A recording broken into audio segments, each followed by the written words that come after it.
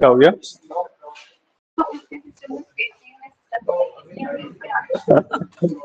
नहीं वो टेक्निकली तो सामने करके दिखाऊंगा ही मैं तो। ठीक है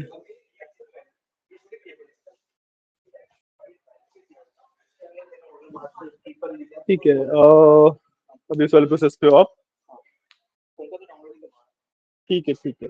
so let's do one thing कि अभी हम ना थोड़ा सा आगे से चलेंगे। ठीक है, एक दो बेसिक जो इंट्रोडक्शन वाला पार्ट था जो अभी करवा रहे हैं, वो वाला पार्ट हमने एक क्लास में कवर किया था बस। ठीक है, उसके आगे से हम थोड़ा सा वर्क करेंगे। थोड़ा सा मैं उस चीज को भी रिपीट कर दूंगा। ठीक है, एंड जो प्रॉपर प्रोसेस होगा वो क्लास के बाद, अगर आप वेट कर सकते हैं क्लास के बाद थोड़ी देर, तो थोड़ी देर क्लास के बाद वेट कीजिएगा, चला आपको ट्रैक पे ले आएंगे। ठीक है, तो अभी के लिए स्टार्ट करते हैं। ठीक है, तो एक बार जो हमने कल तो नहीं, लास्ट क्लास में जो कवर किया था, एक बार उसकी बात करते हैं सबसे पहले। ठीक है, तो लास्ट क्लास में हमने सबसे पहले तो पावर बीआई इंस्टॉल कैसे किया जाता है उसके बारे में बात की थी। ठीक है, काफी सिंपल है, EXE फाइल को सिंपली नेक्स्ट नेक्स्ट करके इंस्टॉल कर लेना है। ठीक है, उसके बाद हमने डेटा इंपोर्टिंग जो पावर बीआई में ETL लेयर होती है उसकी बात करी थी। ETL का मतलब extract, transform and load, right. उसकी बात करी थी कि मैं डेटा को एक्सट्रैक्ट कैसे कर सकता हूं, उसको ट्रांसफॉर्म कैसे कर सकता हूं। ट्रांसफॉर्मेशन का मतलब पता है, डुप्लीकेट रिमूव करना, स्प्लिट करना डेटा को, अगर कुछ मर्ज करना है तो मर्ज करना, मतलब डेटा पे मेरे को जो भी चेंजेस करने हैं ट्रांसफॉर्म कर सकता हूँ। एंड उसके बाद पावर बीआई के अंदर लोड कर सकता हूँ। ठीक है, इसके लिए जो टूल हमने यूज किया था, जो पावर बीआई की ETL लेयर होती है, that is power query editor, उसके बारे में हमने बात करी थी, है ना। एंड बेसिकली हमने डेटा को लोड कर लिया था। लास्ट हमने यही किया था कि डेटा बस पावर बीआई के अंदर हमने लोड कर लिया था। ठीक है, चलिए अब इस पर कर सकते हैं।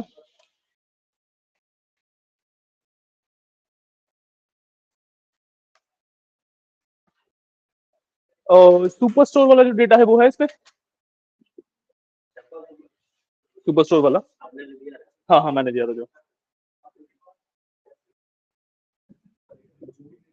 एक बार बता दीजिएगा, ठीक है, सुपर स्टोर वाला डेटा कहाँ पे है।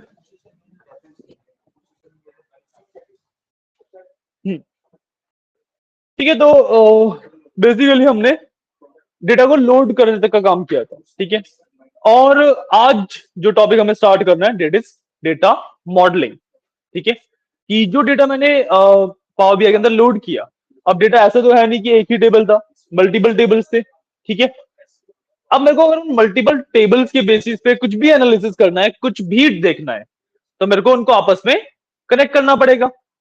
ठीक है, तो आज हम डेटा मॉडलिंग की बात करेंगे, टेबल्स को आपस में कनेक्ट कैसे करते हैं। एंड जब मैं टेबल्स को कनेक्ट कर दिया तो उनके बेसिस क्या होते हैं, कि एग्जैक्टली मैं क्या देखता हूं टेबल्स को कनेक्ट करने से पहले। ठीक है, तो इसके लिए आपको दो तीन चीजों के बारे में जानना काफी जरूरी है, दो तीन टर्म्स जानने काफी जरूरी है। ठीक है, सबसे पहला टर्म आपके पास आता है cardinality. The first term is cardinality. ठीक है, कार्डिनैलिटी क्या होती है? कार्डिनैलिटी का मतलब होता है कि दो टेबल आपस में जो कनेक्ट कर चुका हूं अगर मैं, तो उनका रिलेशन क्या है। ठीक है, कार्डिनैलिटी इज बेसिकली रिलेशंस। ठीक है, रिलेशन एग्जिस्ट करते हैं मेरे पास चार तरीके के, मेरे पास चार तरीके के रिलेशंस होते हैं। ठीक है, one to one, one to many, many to one and many to many. ये चार तरीके के रिलेशन मेरे पास एग्जिस्ट करते हैं। ठीक है, और मैं वन टू वन की बात करूं तो मतलब क्या हुआ, देखो सबसे पहले तो ये चीज समझो कि जब मैं दो टेबल को कनेक्ट कर रहा हूं ना, तो उन्हें मैं कॉमन कॉलम के बेसिस पे कनेक्ट करता हूं। भाई दो टेबल तभी कनेक्ट हो सकते हैं जब उन दोनों के अंदर एक कॉलम कॉमन हो। लेट्स से अभी जो हमने डेटा को स्प्लिट किया था, जो डेटा सेपरेट आउट किया था, उसके अंदर जो ऑर्डर्स वाला टेबल था, उसके अंदर हमने कस्टमर आईडी और प्रोडक्ट आईडी छोड़ा था, और प्रोडक्ट्स और कस्टमर्स वाले टेबल के अंदर भी कस्टमर आईडी और प्रोडक्ट आईडी था। तो अगर मैं ऑर्डर्स और कस्टमर्स का एग्जांपल लूं, दोनों के अंदर कस्टमर आईडी है, तो कस्टमर आईडी के कॉलम, कस्टमर आईडी के बेसिस पे मैं इन दोनों टेबल्स को कनेक्ट कर सकता हूं। ठीक है, अब जो कनेक्शन स्टैब्लिश होगा, पावर बीआई यूजुअली इसे ऑटोमेटिकली पिक कर लेता है। ठीक है, और हर बार सही ही पिक करता है। तो वैसे तो हमें रिलेशनशिप किस तरीके से बन रहा है वो जानने की जरूरत नहीं होती है, बट स्टिल एक चीज वर्क कैसे करती है वो हमें पता होना चाहिए। ठीक है, तो जो रिलेशनशिप है अगर मैं उनकी बात करूं, let's say one to one की सबसे पहले बात करते हैं। वन टू वन का क्या मतलब होता है, मान लो जो ऑर्डर्स में कस्टमर आईडी का कॉलम है उसके अंदर एंट्रीज है ए, बी एंड सी। जो ऑर्डर्स में कस्टमर आईडी का मेरे पास कॉलम है उसके अंदर एंट्रीज है ए, बी एंड सी। ठीक है, एंड जब मैं कस्टमर्स में कस्टमर आईडी की बात करता हूं उसमें भी एंट्रीज है ए, बी एंड सी।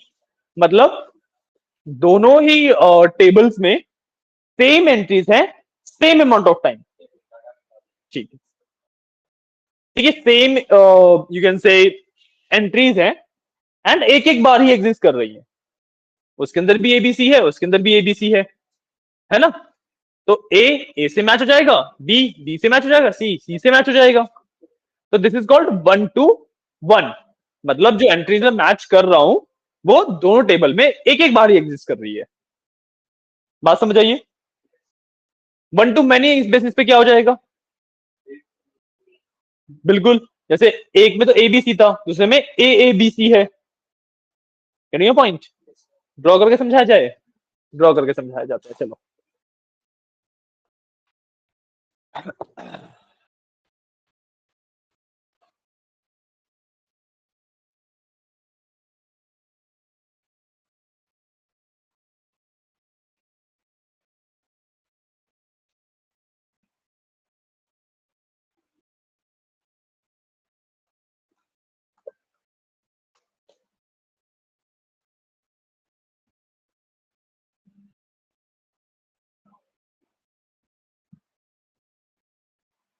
ठीक है, तो कार्डिनलिटीज की बात कर रहे हैं। कार्डिनलिटीज मैंने बताया चार तरीके की करती हैं, और मैं सबसे पहले बात करूं वन टू वन की, तो इस तरीके से उसको लिखा जाता है, वन टू वन।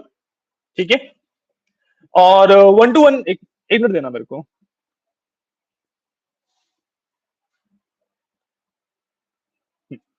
तो वन टू वन इस तरीके से लिखा जाता है। ठीक है, एंड जब मैं वन टू वन की बात करता हूं तो basically let's say customer ID का एक कॉलम मेरे पास यहाँ पे है, एक कॉलम मेरे पास दूसरे टेबल में, ये ऑर्डर्स का टेबल हो गया, ये कस्टमर्स का टेबल हो गया। इसके अंदर एंट्रीज है ए, बी, सी। इसके अंदर भी एंट्रीज है ए, बी, सी। तो हर एक एंट्री दूसरी एंट्री से एक ही बार मैच होगी, बेसिकली इस तरीके से मैच हो गया, राइट। तो this is one to one, एक एंट्री एक ही एंट्री से मैच कर रही है। ठीक है, और बात की जाए वन टू मैनी की, तो रिप्रेजेंट इस तरीके से किया जाता है, वन कॉलन स्टार। मान लो यहाँ पे मेरे पास ए बी सी था, यहाँ पे आ गया ए बी सी, ऐसे आ गया। तो अब जो ए है वो दो से मैच हो रहा है, मतलब एक एंट्री इस टेबल की multiple entries of second table से मैच हो रही है। तो this is one to many. ठीक है, अगर मैं और आगे बात करूं तो आ जाता है मेरे पास मैनी टू वन। ठीक है, मतलब अब यहाँ पे मल्टीपल एंट्रीज हैं, यहाँ पे एक ही है, इस तरीके से हो रहा है many to one. Many to many star, इसके लिए हम sorry, many to many represent करने के लिए हम सिर्फ कॉलन का यूज करते हैं। ठीक है, सिर्फ कॉलन का यूज किया जाता है। ठीक है, इसके अंदर क्या हो गया कि भाई मल्टीपल एंट्रीज यहाँ पे थी, मल्टीपल एंट्रीज थी यहाँ पे है, तो ये भी इससे भी और ये यहाँ पे भी कनेक्टेड है, मैनी टू मैनी। बात समझ आइए, बात समझ आइए। अब ये लॉजिकली सेंस कैसे बनाएंगी, लॉजिकली सेंस ये चीजें ऐसे बनाएंगी कि भाई अगर मैं ऑर्डर्स और कस्टमर आईडी की कस्टमर्स वाले टेबल की बात करूं, ठीक है, तो लॉजिकली अगर आप देखो एक कस्टमर मल्टीपल ऑर्डर्स कर सकता है, तो मतलब कस्टमर आईडी का जो कॉलम है कस्टमर्स वाले टेबल के अंदर, उसके अंदर हर एक कस्टमर आईडी एक ही बार होगी। बात समझ आ रही है ना आपको भी? तो कस्टमर आईडी कस्टमर्स वाले टेबल के अंदर एक ही बार एग्जिस्ट करेगी, है ना। बट अगर मैं बात करूं ऑर्डर्स के लिए, ऑर्डर्स वाले टेबल में जो कस्टमर आईडी का कॉलम होगा उसमें, उसके अंदर तो मल्टीपल बार एग्जिस्ट करेगी क्योंकि एक कस्टमर मल्टीपल ऑर्डर्स कर सकता है। तो बाय डिफॉल्ट, बाय नेचर जो ऑर्डर्स और कस्टमर्स का रिलेशन बनेगा that will be many to one. Orders और कस्टमर्स में कर रहे हैं ना हम, मैनी टू वन, क्योंकि multiple orders can be done by one customer. ठीक है, सिमिलर केस हमारा ऑर्डर्स एंड प्रोडक्ट्स के लिए होगा, एक ही प्रोडक्ट मल्टीपल टाइम्स बिक सकता है। एक मिनट दीजिएगा मुझे।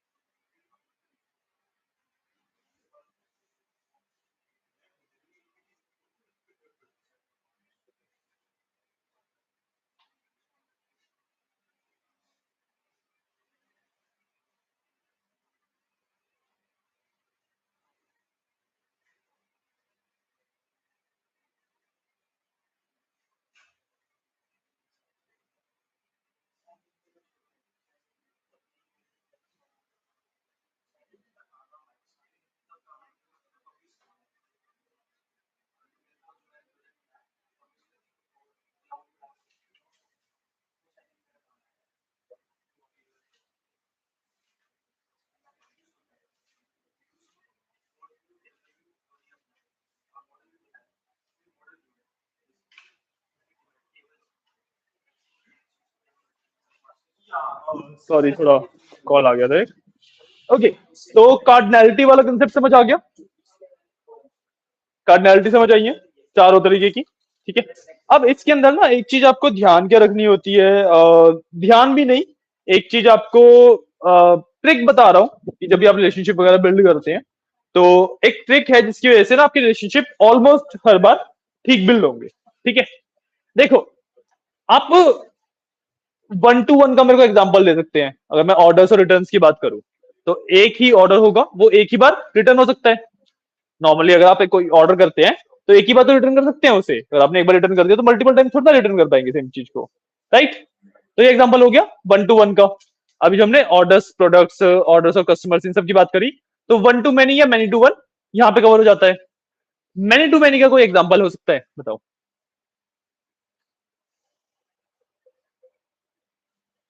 बोलो बोलो। Sorry. Students can enrol in different courses, but courses तो मेरे पास एक ही होंगे ना। Multiple students can enrol in one courses. Sorry, नहीं, सब्जेक्ट भी मान लो मैथ्स का सब्जेक्ट है। हाँ, नहीं, एक स्टूडेंट मल्टीपल सब्जेक्ट्स में एनरोल कर सकता है, एक सब्जेक्ट, हाँ ठीक है, ये एग्जांपल हो सकता है डेफिनेटली, या हाँ इसमें भी हो सकता है। ठीक है, तो ये वाले हो जाते हैं। But when you are talking about real life data ना, तो relationship many to many build करना बहुत मुश्किल होता है। कि जो आपने एग्जांपल लिया स्टूडेंट्स और सब्जेक्ट्स वाला, लेट्स से, ठीक है, तो कभी भी स्टूडेंट्स और सब्जेक्ट्स एक ही टेबल के अंदर एग्जिस्ट नहीं करेंगे। सब्जेक्ट सब्जेक्ट आईडी से आइडेंटिफाई किए जाएंगे, स्टूडेंट्स को स्टूडेंट आईडी से आइडेंटिफाई किया जाएगा। ये दोनों डिफरेंट टेबल के अंदर एग्जिस्ट करेंगे। ठीक है, तो जो मैनी टू मैनी का रिलेशनशिप होता है ना, वो रियल लाइफ में ऑलमोस्ट नॉन एग्जिस्टेंट होता है। ठीक है, तो अगर आप कुछ भी डेटा मॉडलिंग कर रहे हैं, रिलेशनशिप बिल्ड कर रहे हैं, और आपका जो कार्डिनैलिटी है वो मैनी टू मैनी निकल के आ रही है, तो 99% ऑफ द केसेस में उसका मतलब होता है कि भाई आपने कहीं पे कुछ गड़बड़ करी है, या तो आपने डुप्लीकेट रिमूव नहीं करे हैं, या फिर नल वैल्यूज वगैरह का कुछ पंगा पड़ रहा है, कुछ तो पंगा पड़ रहा है। ठीक है, तो इन रियल लाइफ आपकी कार्डिनैलिटी या तो वन टू वन होगी, या मैनी टू वन और वन टू मैनी, इन दोनों को हम बेसिकली एक ही मान के चलते हैं। ठीक है, वो डिपेंड्स ऑन की टेबल की पोजिशनिंग क्या है, तो इन दोनों को मान के चलते हैं, तो इसी में हो सकती है। ठीक है, तो क्या आप अभी देखेंगे भी। कार्डिनैलिटी का कंसेप्ट समझ आया, चलो कंसेप्ट समझ आया, है ना। अब जो नेक्स्ट कंसेप्ट होता है that is called cross filter direction. Concept का नाम है क्रॉस फिल्टर डायरेक्शन। ठीक है, क्रॉस फिल्टर डायरेक्शन क्या होती है, किसी को आइडिया है? और ठीक है, चलो एक आपको हिंट दिया जाएगा। ठीक है, जैसे अगर मैं देखो, दो तरीके की होती है क्रॉस फिल्टर डायरेक्शन। डायरेक्शन दो तरीके की होती है, या तो सिंगल होता है या बोथ होता है। ठीक है, अब अगर मैं आपको एक हिंट दूं कि जब भी मेरी कार्डिनैलिटी वन टू वन है तो क्रॉस फिल्टर डायरेक्शन को हम बोथ रखते हैं, और जब भी मेरी कार्डिनैलिटी मैनी टू वन या वन टू मैनी है तो उसमें सिंगल रखते हैं। तो इस हिंट के थ्रू का आप कुछ गेस कर पा रहे हो कि क्या हो सकता है क्रॉस फिल्टर डायरेक्शन का मतलब? सॉरी, नहीं,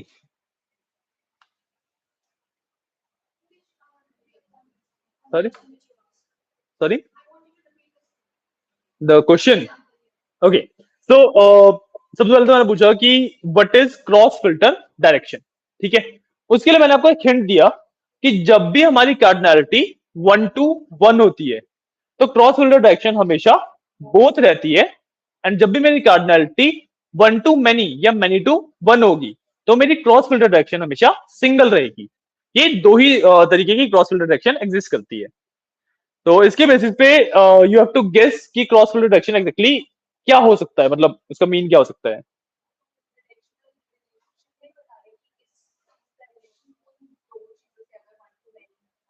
हाँ, बिल्कुल, हम basically direction of data flow या फिर डायरेक्शन ऑफ रिलेशनशिप बताते हैं कि जो डेटा है वो किस डायरेक्शन में कनेक्टेड है। अगर आप बात करें वन टू मैनी की, ठीक है, अब मैं बात कर रहा हूं वन टू मैनी की, तो क्रॉस फिल्टर डायरेक्शन हमेशा सिंगल रहेगी। ठीक है, विच मेक सेंस बिकॉज एक टेबल में जहां पे एक वैल्यू है वहां से ही तो मैनी की तरफ जा रहे हैं हम। अगर हम मैनी से वन की तरफ आ रहे होते तो फिर वो मैनी से ही वन पे आ सकते हैं। हम जो वन टू मैनी है या मैनी टू वन है उसमें एक ही तरफ तो मूव कर सकते हैं। गेटिंग अ पॉइंट, या नई बात समझ आई? देखो,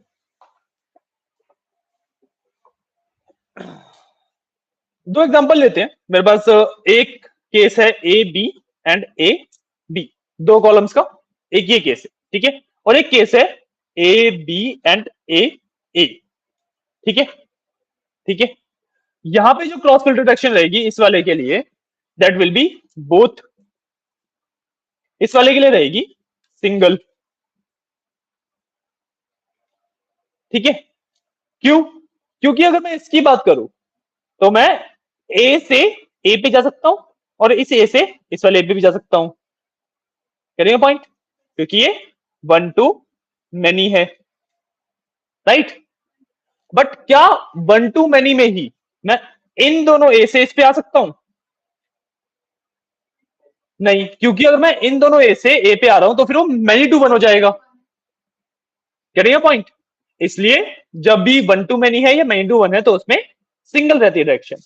बट अगर मैं बात करूं बोथ वाले केस की, तो मैं इस ए से इस पे भी जा सकता हूं, इस ए से इस पे भी जा सकता हूं। दोनों केस में रहेगा तो वन टू वन ही, दोनों केस में रहेगा तो वन टू वन ही, तो इसलिए यहां पे बोथ होती है, ठीक है। अब एग्जैक्टली क्रॉस फिल्टर डिटेक्शन का मतलब क्या होता है, उसका यूज केस क्या बनता है, ठीक है। इसका यूज केस ये होता है कि जब भी हम डेटा को पावर बीआई के अंदर यूज कर रहे होते हैं तो उसके ऊपर ना बहुत सारे फिल्टर्स लगते हैं। जब भी हम डेटा को पावर बीआई की कोई भी हम रिपोर्ट बना रहे हैं तो उसके बाद बहुत सारे फिल्टर्स लगते हैं। फिल्टर्स का मतलब पता है आपको? बेसिकली डेटा में से कुछ कुछ पार्ट उठा उठा के हम अलग अलग चीजों में डालते रहते हैं, राइट। कस्टमाइज बेसिकली, हाँ, ठीक है। तो जब मैं ये फिल्टर्स अप्लाई कर रहा हूं, क्रॉस फिल्टर डिटेक्शन अगर बोथ है तो बेसिकली सेम फिल्टर मैं इस पे और इस पे दोनों पे अप्लाई कर सकता हूं, ठीक है। मतलब मैंने अगर एक जगह पे अप्लाई किया तो दूसरी जगह पे भी वो बेसिकली ऑटोमेटिकली वो फिल्टर लगा के ही डेटा फेच करेगा। सिंगल में ऐसा नहीं है। सिंगल में अगर मैंने यहां पे कोई एक फिल्टर अप्लाई किया है वो फिल्टर यहां पे अप्लाई नहीं होगा। बात समझ आइए, बात समझ आइए, बात समझ आइए। ये देखो, मान लो एक मैंने यूनिक फिल्टर लिया, मैं सिर्फ यूनिक वैल्यू सर्च करना चाहता हूं, ठीक है। तो इसमें तो अगर मैं इस वाले कॉलम के ऊपर यूनिक लगाऊंगा तब भी ए एंड बी ही आएगा, इस वाले के ऊपर यूनिक लगाऊंगा तब भी ए एंड बी ही आएगा, और जो कि डेटा भी एग्जैक्टली यही बताता है ना। बट इसके ऊपर अगर मैं यूनिक लगाऊंगा तो ए एंड बी आएगा, इसके ऊपर लगाऊंगा तो ए ही आएगा। मान लो बी भी होता अगर इसमें तो ए बी आ गया, ठीक है। बट रिजल्ट सेम है लेकिन डेटा तो सही रिप्रेजेंट नहीं हो रहा ना वहां पे, एक ही मल्टीपल एंट्रीज हैं। और ऐसा नहीं है कि एक ही मल्टीपल एंट्रीज गलती से है, वो तो वहां पे होनी है, राइट। क्योंकि एक कस्टमर मल्टीपल ऑर्डर्स कर सकता है, तो एक कस्टमर आईडी ऑर्डर्स वाले टेबल के अंदर मल्टीपल टाइम्स एग्जिस्ट करेगी ही। बात समझ आई ये वाली भी? क्रॉस फिल्टर डिटेक्शन भी समझ आया, ठीक है। अब लास्ट कंसेप्ट इसके बाद हमारे पास एग्जैक्टली प्रैक्टिकल करने से पहले जो हमें पता होना चाहिए वो बचता है।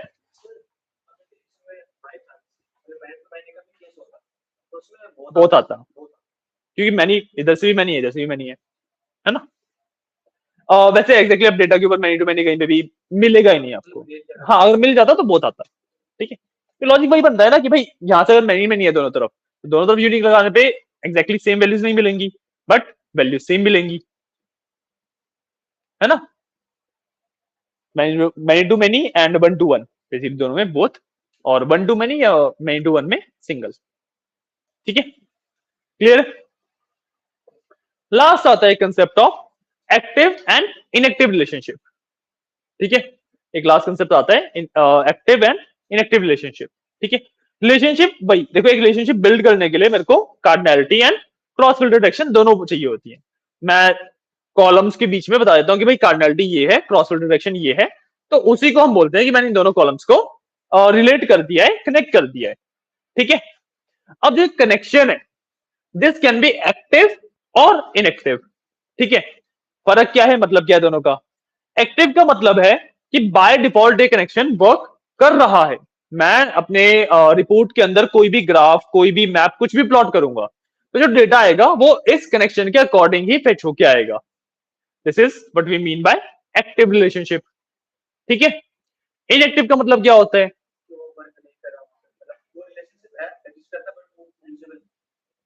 इनएक्टिव का फिर यूज केस क्या हुआ, कहाँ पे यूज करूंगा? देखो एक्टिव का तो यूज केस सभी को पता है कि भाई मैंने डेटा को कनेक्ट किया है, जैसे मैंने ऑर्डर्स और प्रोडक्ट्स को किया, तो मैं हर एक प्रोडक्ट ने टोटल सेल्स मेरे को कितनी दी है वो फेच कर सकता हूँ, राइट? एक्टिव रिलेशनशिप यहाँ पे यूज हो गया। इनएक्टिव कहाँ पे यूज होगा?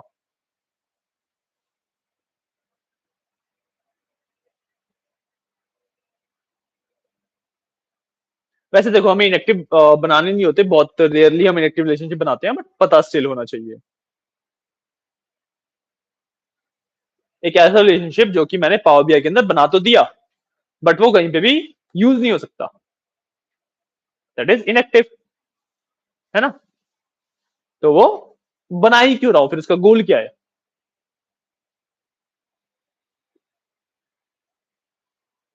गेस करो, गलत होगी कोई दिक्कत नहीं है।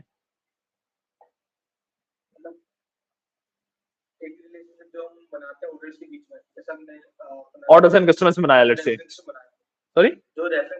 हाँ हाँ हाँ हाँ, बिल्कुल। नहीं, अभी नहीं बनाया, रेफरेंस रिलेशनशिप नहीं है, reference is a different concept. चलो कोई बात नहीं, मैं बताता हूँ। देखो, अब कई सारे मेरे पास रिलेशनशिप ऐसे हो सकते हैं जो कि प्लॉटिंग के टाइम पे, या फिर जब मैं मैप वगैरह कुछ भी बना रहा हूं तो उस टाइम पे मेरे को नहीं चाहिए, मेरे को उन दोनों का कनेक्शन नहीं चाहिए, मेरे को डेटा उन दोनों का सेपरेटली फेच करना है, ठीक है? राइट? बट मैं स्टिल वहां पे एक इनएक्टिव रिलेशनशिप बना सकता हूं, क्योंकि जब डेक्स क्वेरीज की मैं बात करता हूं, ठीक है, जो अभी हम आगे करेंगे, डेक्स क्वेरीज जो इसमें क्वेरीज वाला पूरा पार्ट है उसकी जब मैं बात करूंगा, तो इनएक्टिव रिलेशनशिप को मैं डेक्स क्वेरी के through for a particular instance active कर सकता हूं। Getting a point? कि भाई जो एक्टिव रिलेशनशिप्स हैं वो तो बाय डिफॉल्ट चल ही रहे हैं, ठीक है, बट कोई ऐसा रिलेशन जो कि मे बी मेरे किसी प्लॉटिंग वगैरह में इश्यू कॉज कर सकता है, राइट? मान लो मेरे को एक ग्राफ बनाना है, ग्राफ ए, एक ग्राफ बनाना है ग्राफ बी। अब एक जो मैंने रिलेशनशिप बनाया बाय डिफॉल्ट, वो दोनों में सही चल रहा है, तो उसको मैं एक्टिव रखूंगा। बट मान लो कोई ऐसा रिलेशनशिप है जो ग्राफ ए के लिए तो क्रिटिकल है, ग्राफ ए को प्लॉट करने के लिए वो रिलेशनशिप क्रिटिकल है, बट ग्राफ बी के लिए वो लाइक उसको खराब कर रहा है वो, ठीक है? एक के लिए तो क्रिटिकल है और एक को डिस्ट्रॉय कर रहा है, मेरे को डेटा सही से प्लॉट नहीं करने दे रहा ग्राफ बी में वो जो रिलेशनशिप है, ठीक है? तो ऐसे रिलेशनशिप जब मेरे पास आते हैं तो इनको मैं इनएक्टिव रखता हूं, ठीक है? और इनएक्टिव रखने से मेरे पास फायदा क्या होता है कि बाय डिफॉल्ट वो मैं कुछ भी ग्राफ वगैरह कुछ भी बनाऊंगा तो उसको इंपैक्ट नहीं करेगा, बट जिस पर्टिकुलर ग्राफ में वो क्रिटिकल है उस पर्टिकुलर ग्राफ के लिए मैं उसको एक्टिव कर सकता हूं। एक्टिव को बंद नहीं किया जा सकता, बट एक इनएक्टिव रिलेशन को एक्टिवेट किया जा सकता है। ये वाली बात भी समझ आइए, पहली बात भी समझ आइए, क्लियर है? तो तीनों चीजें क्लियर है, कार्डिनैलिटी का कंसेप्ट क्लियर है, क्रॉस फिल्टर डायरेक्शन का कंसेप्ट क्लियर है, and active and inactive relationships का कंसेप्ट भी क्लियर है, ठीक है? जो भी हम डेटा मॉडलिंग करते हैं उसमें ये तीन कंसेप्ट यूज होते हैं, ठीक है? अब आते हैं एक्जेक्टली डेटा मॉडलिंग है क्या। डेटा मॉडलिंग का सिंपल सा मतलब मैंने आपको लास्ट क्लास में बताया था, दोबारा बता दें, डेटा मॉडलिंग का सिंपल सा मतलब है मैं अपने टेबल्स को आपस में कनेक्ट कर रहा हूं, उनके बीच में रिलेशनशिप्स बिल्ड कर रहा हूं, ठीक है? अब जो कनेक्शन स्टैब्लिश करने हैं एग्जैक्टली किस से क्या कनेक्ट करूंगा क्या नहीं कनेक्ट करूंगा, इसकी भी एक छोटी सी ट्रिक है, या यू कैन से एक पैटर्न है इसके अंदर, ठीक है? तो वी विल जो हम डेटा मॉडलिंग करेंगे वो ना डेफिनेटली करेंगे तो हम सुपरस्टोर वाले डेटा पे ही, बट इस तरीके से करेंगे कि आपको ना पैटर्न समझ आए। हम एक जो प्रोसेस है उसको फॉलो करेंगे, वो प्रोसेस जो है वो किसी भी डेटा को अगर आपको मॉडल करना है, किसी भी तरीके का डेटा आ जाए आपके पास, उसको मॉडलिंग करने के लिए यूज करेंगे आप, ठीक है? तो ये चीज मैं आपको इसलिए बता रहा हूं कि जो डेटा मॉडलिंग हम करने वाले हैं उसमें आप हमने एग्जैक्टली क्या क्या कनेक्ट किया वो याद रखने की जगह हमने क्यों उनको कनेक्ट किया वो रीजन याद करना जरूरी है, ठीक है? बात समझ आइए, बात समझ आइए, ठीक है? पावर बीआई पे शिफ्ट करते हैं, आप अपने पावर बीआई पे आते हैं, प्रैक्टिकली चीजें करते हैं।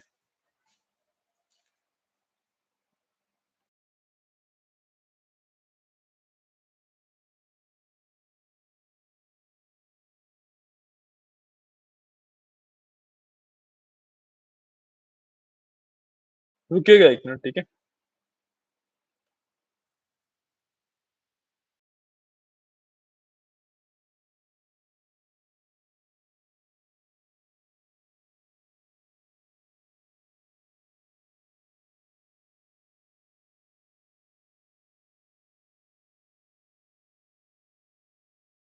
ठीक है। सो पावर बीआई में आ गए हैं। अब इसके अंदर डेटा मॉडलिंग करने के लिए हमें मॉडल व्यू में जाना है। पता है आप लोगों को ये सब, राइट? ये मैंने आपको कल भी बताया था कि भाई हमारे पास तीन व्यूज होते हैं पावर बीआई के अंदर। एंड जो तीन व्यूज होते हैं वो होते हैं report view, table view and model view. Report view is जिसमें आपको चार्ट्स वगैरह सब कुछ बनाते हैं, जो भी आपका विजुअल वाला पार्ट है वो रिपोर्ट व्यू के अंदर होता है। ठीक है। टेबल व्यू जिसके अंदर आपका रॉ डेटा दिखता है। ठीक है। Data in proper Excel format या टेबल फॉर्मेट में जहां पे दिखता है उसे कहते हैं टेबल व्यू।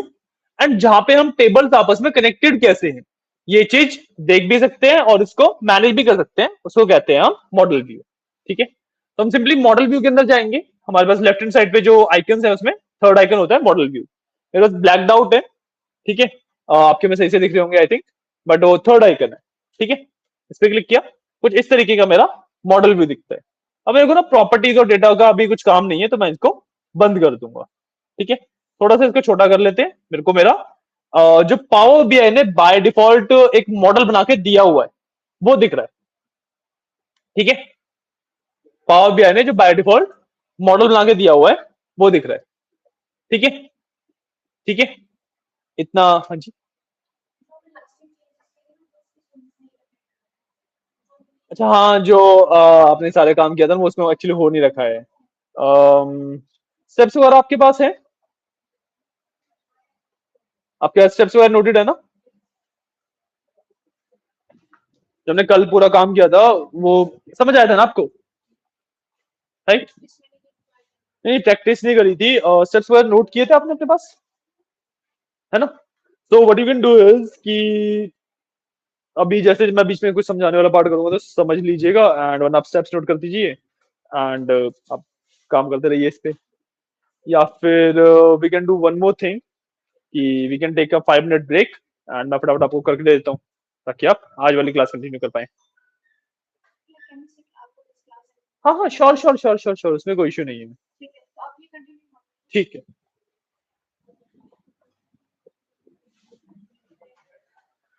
ठीक है। डेटा मॉडलिंग की बात कर रहे हैं। अब मॉडल व्यू आप सबने अपने पास खोला होगा। ठीक है। उसके अंदर जैसे आप यहाँ पे देखोगे तो मेरे पास ना लाइंस दिख रही हैं टेबल्स के बीच में, काफी सारी लाइंस दिख रही हैं। ठीक है। अब जो हमने तीन कंसेप्ट पढ़े, cardinality, cross detection and my active and inactive relationship, तीनों ही चीजें हर एक लाइन से मेरे को पता लग जाएगा। हर एक रिलेशनशिप की तीनों प्रॉपर्टीज क्या क्या हैं वो मेरे को सिर्फ लाइन देख के पता लग जाएगा। कैसे? सबसे पहले आप नोटिस करोगे कि भाई कुछ लाइन डॉटेड है। अगर मैं थोड़ा सा जूम करूं इसे तो यहां पे देखो कुछ लाइन डॉटेड है, कुछ लाइन प्रॉपर है। This is inactive relationship, this is active. ठीक है। One to many. ठीक है। क्रॉस डिटेक्शन सिंगल, बोथ के लिए ये सिंबल आता है। ठीक है। तो बेसिकली देखने के लिए कि दो टेबल किस तरीके से कनेक्टेड है ऑन दी थ्री प्रॉपर्टीज, आप सिर्फ लाइन से ही देख सकते हैं, आपको प्रॉपर प्रॉपर्टीज में जाने की नीड नहीं होती है। ठीक है। तो डाल दो ये वाला पार्ट। ठीक है। अब जो पावर बीआई बाय डिफॉल्ट मेरे को रिलेशनशिप्स बना के देता है, जो बाय डिफॉल्ट कनेक्शंस मेरे को बना के देता है, वो 99% ऑफ द केसेस में गलत होते हैं। ठीक है। अब we can do two things. या तो मैं हर एक कनेक्शन को चेक करूं कि भाई पावर बीआई ने जो कनेक्शन बना के दिया है वो सही बनाया है या नहीं बनाया है। जो गलत है उनको सही करूं, जो सही है उनको रहने दूं। ठीक है। या फिर मेरे पास दूसरा ऑप्शन क्या होता है, मैं सारे ही कनेक्शन डिलीट कर दूं एंड डेटा मॉडलिंग बिल्कुल शुरुआत से करूं। ठीक है। तो वैसे तो दोनों ही मेथड ठीक है। ठीक है। बट जो पहले वाला है चेक करना एंड उसको फिक्स करना, दैट कंज्यूम्स मोर टाइम, वो ज्यादा टाइम टेकिंग है क्योंकि आपको हर एक कनेक्शन को पहले स्टडी करना है, उसके बाद आप जज करेंगे कि ये कनेक्शन सही है या फिर नहीं है, और अगर सही नहीं होता तो उसको फिर फिक्स करना है। बट अगर आप सारे कनेक्शन डिलीट कर देते हैं एंड उसके बाद आप by scratch from scratch data modelling करते हैं तो वो काफी इजियर रहता है हमारे लिए, क्योंकि हमें from the very first connection पता है कि भाई ये सही ही बना रहे हैं, हम अपने अकॉर्डिंग बना रहे हैं। Getting a point? मेरी बात सेंस बना रही है? मेरी बात सेंस बना रही है? ठीक है। ठीक है। तो सबसे पहला काम आप लोगों के पास यही है, हर एक लाइन के ऊपर क्लिक कीजिए, सॉरी हर एक लाइन के ऊपर राइट क्लिक कीजिए, वहां पे आपको डिलीट का ऑप्शन मिल जाएगा। एंड हर एक कनेक्शन को डिलीट कर दीजिए। ठीक है, मैं भी कर लेता हूं। सिंपली हम क्या करेंगे, जैसे कनेक्शन है, इसके ऊपर मैंने राइट क्लिक किया, देखो डिलीट का ऑप्शन मिल जाता है। मैंने सिंपली जूम कर देते हैं थोड़ा सा।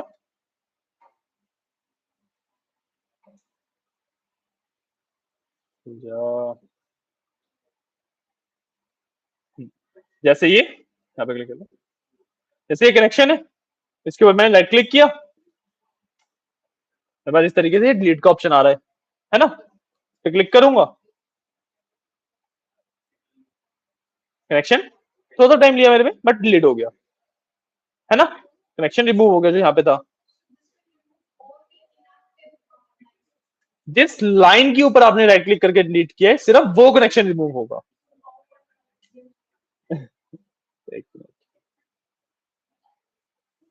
देखो बाकी कनेक्शन तो अभी भी यहीं पे है। जिस भी लाइन के ऊपर मैं राइट क्लिक करके डिलीट करूंगा, सिर्फ और सिर्फ वही कनेक्शन रिमूव होगा। तो मेरे को हर एक लाइन पे राइट क्लिक करके डिलीट करना पड़ेगा।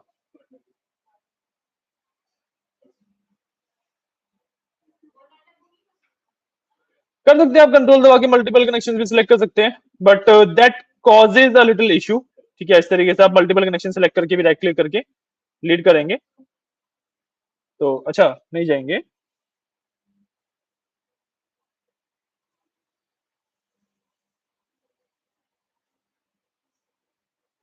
नहीं जा पाएंगे, सिंगल सिंगल ही करना पड़ेगा।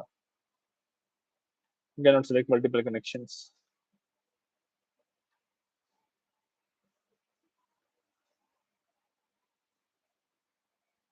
ठीक है, मैंने सारे कनेक्शन यहाँ से रिमूव कर दिए एंड मेरे पास इस तरीके से 6 टेबल्स एग्जिस्ट करते हैं। ठीक है, कर लीजिए एक बार and once you are done let me know. ठीक है, डन। पीछे वासु, डन। इधर डन, डन। नहीं कर रहे, कर लो कर लो। उसके बाद फिर हम डेटा मॉडलिंग का कंसेप्ट करते हैं। ठीक है,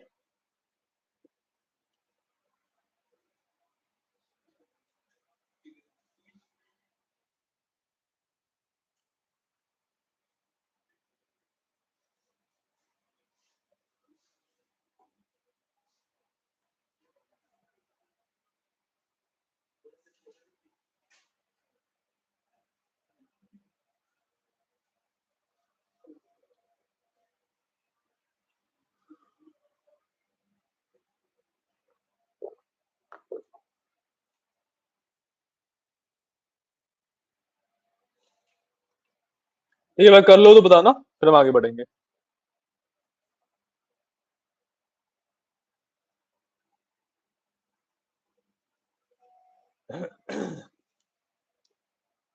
Priyanka, in the mean time आप एक बार वो वाला काम करना शुरू कर सकते हैं,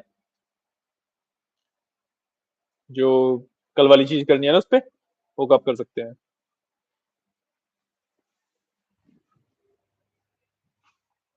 या फिर instead of sitting after class what we can do is कि आप लैपटॉप के साथ बैठिएगा, आराम से आप कीजिएगा, मैं साथ वाले रूम में रहूंगा मोस्ट प्रोबेबली। कुछ भी डाउट्स वगैरह आएंगे तो यू कैन कॉल मी। ठीक है,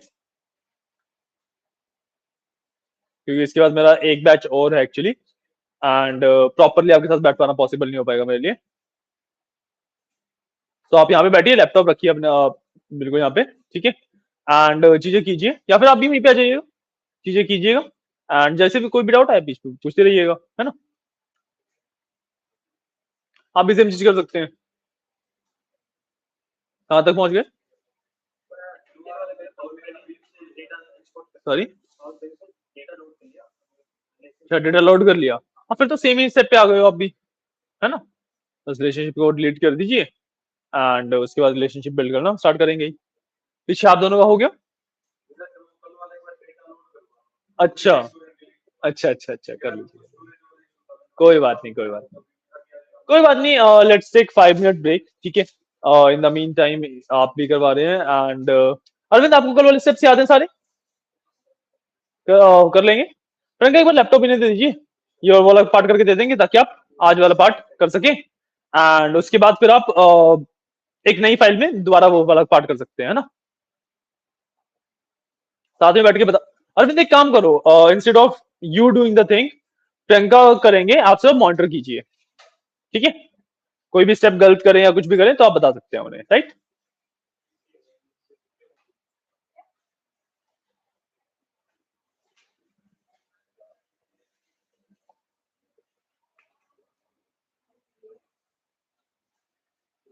ठीक है, 5 मिनट रुकते हैं एंड उसके बाद फिर एक बार सब लोग सेम पेज पे आ जाएं, फिर स्टार्ट करेंगे।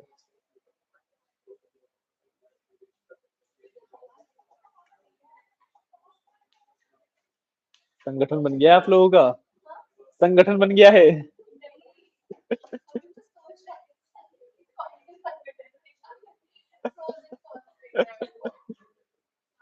ये भी सही है, ये भी सही है। क्या प्रोज मिले? है वासु, कोई प्रोज नहीं मिले? कौन सी मिले हैं? कौन से बता दो क्या मिले? बताने लायक नहीं है, इतने गंदे कौन से मिले हैं? ये भी सही है। क्या हुआ बताइए।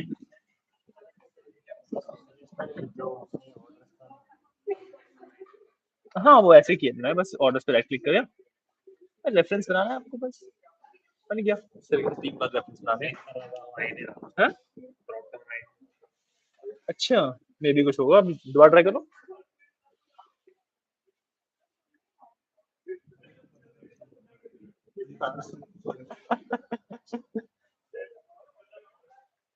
अब ऐसे 2 उंगली से डबल फिंगर टैप करते हैं। सॉरी, नहीं कुछ भी नहीं एक्सेल का यूज हो रहा, मतलब देखने में डेफिनेटली। देखो डेटा है, डेटा आप किसी भी सॉफ्टवेयर में देखोगे हमेशा टेबुलर फॉर्मेट में ही दिखेगा, तो देखने में तो सब कुछ एक्सेल जैसे ही लगेगा।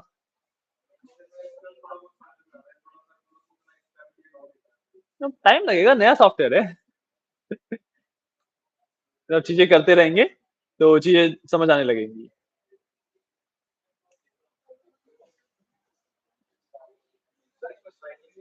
सॉरी, साइन करने की नीड ही नहीं है, बिना उसके चलता है आराम से।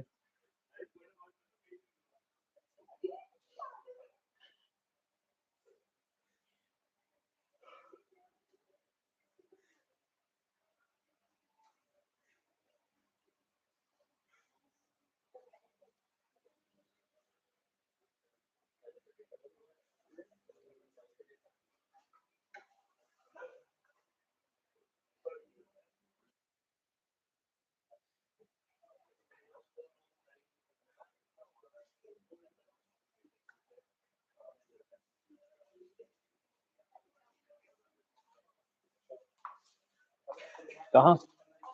अच्छा,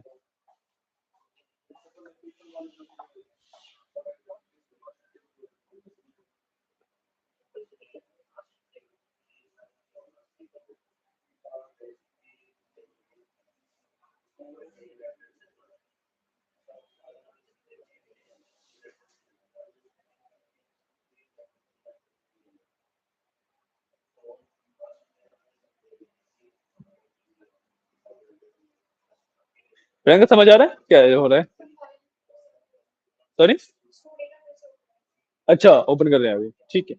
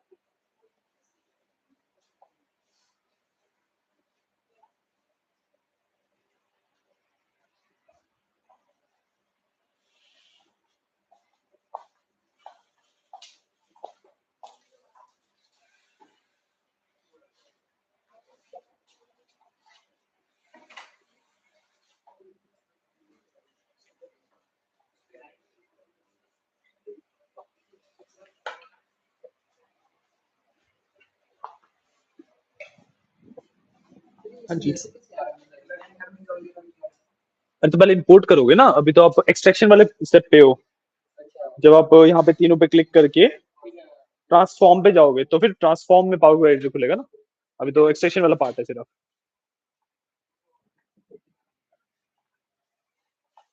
नोटबुक किसकी बड़ी है?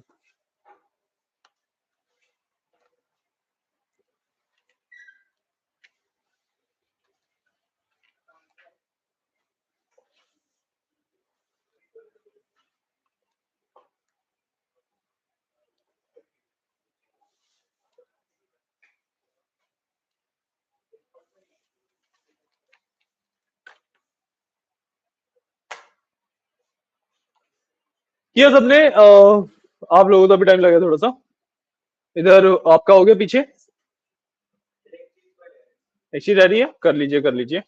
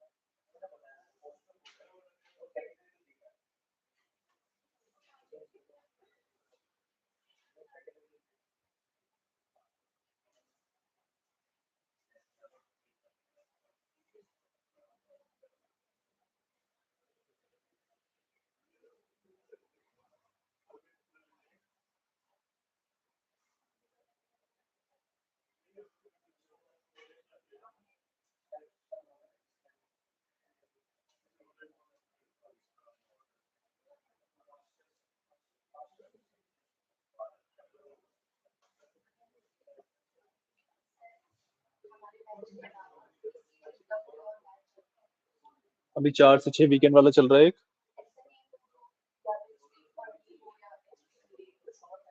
Extreme early extreme late.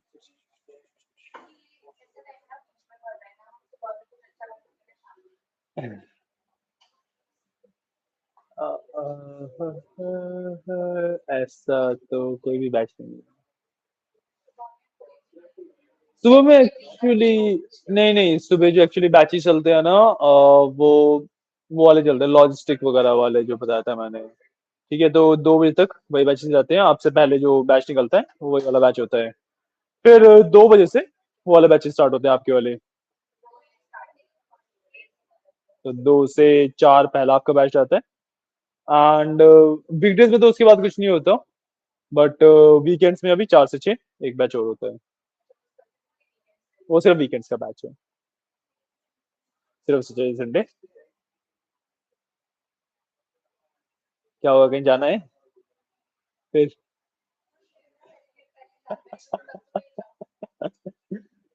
अम, हाँ वही प्लान कीजिएगा तो बताइएगा, तो टाइम वगैरह ऊपर नीचे थोड़ा 1-2 दिन के लिए कर सकते हैं। No issues.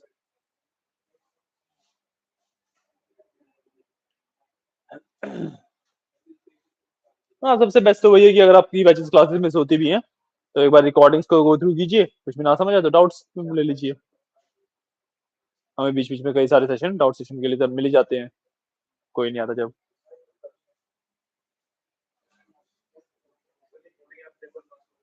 रिकॉर्डिंग आपको अच्छा, आप ग्रुप में नहीं ऐड हो जाओगे ना अभी? मैं आपको ग्रुप में ऐड करता हूँ क्लास खत्म होने के 5 to 10 मिनट्स के अंदर अंदर।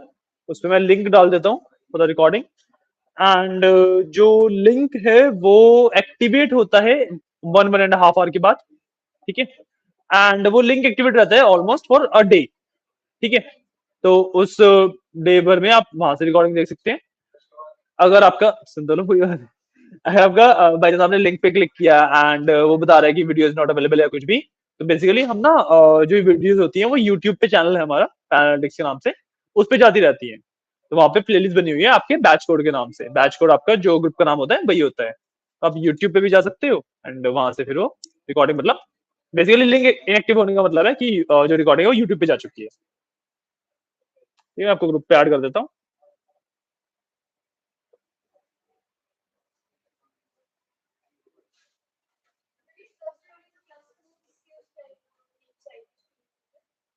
पैनल एनालिटिक्स में ही जो आपका बैच कोड है ना, DAGGN 112।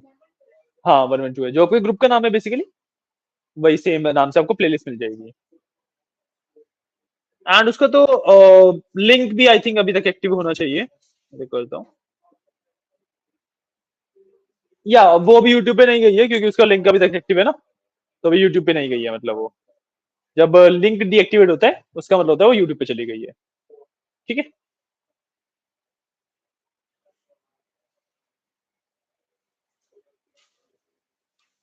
हाँ नंबर बताओ अपना। तनिष्क। Number 8851, sorry 241521।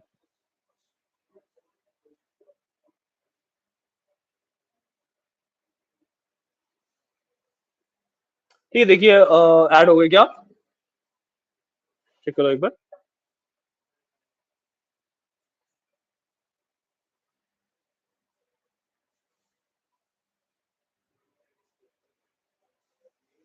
हाँ, DAGGN112 के नाम से ग्रुप होगा। This is you right? हो गया ना? ठीक है।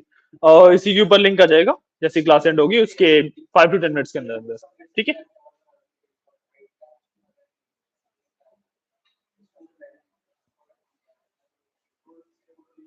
हाँ जी, क्या अपडेट, कहाँ पे पहुंचे? सॉरी, अच्छा। कोई बात नहीं, कोई बात नहीं। आप लोग कहाँ पहुंचे? ये ट्रांसफॉर्मेशन वाले पार्ट पे हो आप लोग? अरे हेलो, कहाँ तक पहुंचे? हो गया? ट्रांसफॉर्मेशन वाले पार्ट पे हो? करो करो।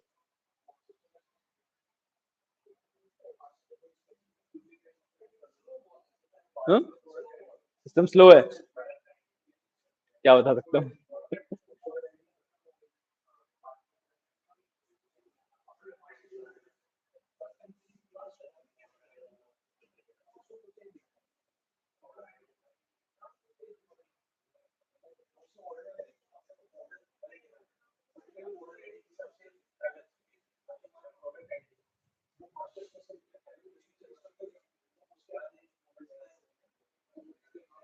अच्छा शुभी, आपके लैपटॉप पे तो विंडोज वाला काम ऑन कर दें, है ना? मैं पेन ड्राइव लेके आता हूँ। Wait for a bit.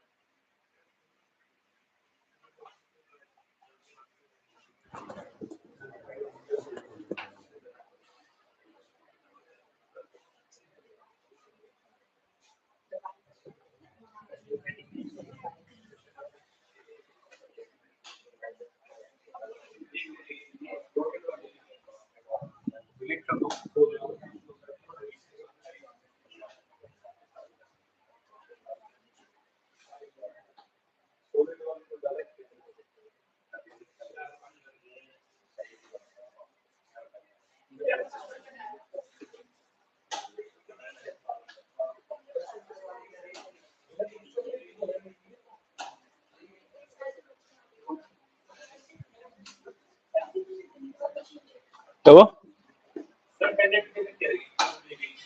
कितने क्या 64 GB की? 64 GB की तो सस्ती है, 64 GB आई थिंक 400-500 रुपए की आ जानी चाहिए है। 4-5 हजार 4-5 हजार में तो यार प्रॉपर तो मेरी हार्ड डिस्क आ जाएगी 500 GB की। वो मेरे सिस्टम में जो SSD लगी हुई है 500 GB की SSD है, वो 6000 की थी। क्या 2000 की 64 GB की पेन ड्राइव HP की यार?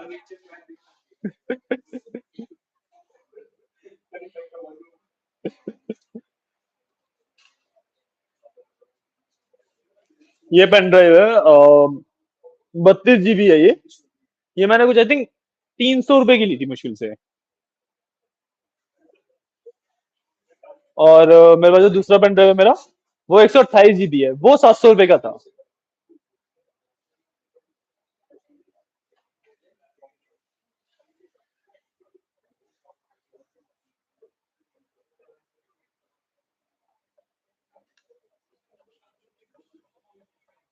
तो थोड़ा मॉडलिंग का कंसेप्ट डिस्कस करें क्या आगे? प्रियंका तो डिस्कस करते हैं, थियोरी वाला पार्ट डिस्कस कर लेते हैं, प्रैक्टिकल वाला पार्ट तब तक आप पहुंच जाएंगे, फिर करेंगे। ठीक है ठीक है। तो डेटा मॉडलिंग के प्रोसेस की बात करते हैं। ठीक है, एग्जैक्टली डेटा मॉडलिंग की कैसे जाती है। ठीक है, तो जब भी मैं डेटा मॉडलिंग करने वाला हूँ, ठीक है, तो देखो इसके अंदर अब चलो 6 टेबल है, आपको पता है 6 के नाम पता है आपको? 6 टेबल्स है, हर एक का नाम आपको पता है एंड हर एक के अंदर डेटा किस तरीके का वो भी आपको पता है। ठीक है, इसमें से एक टेबल हमारे लिए यूजलेस है, कौन सा है वो?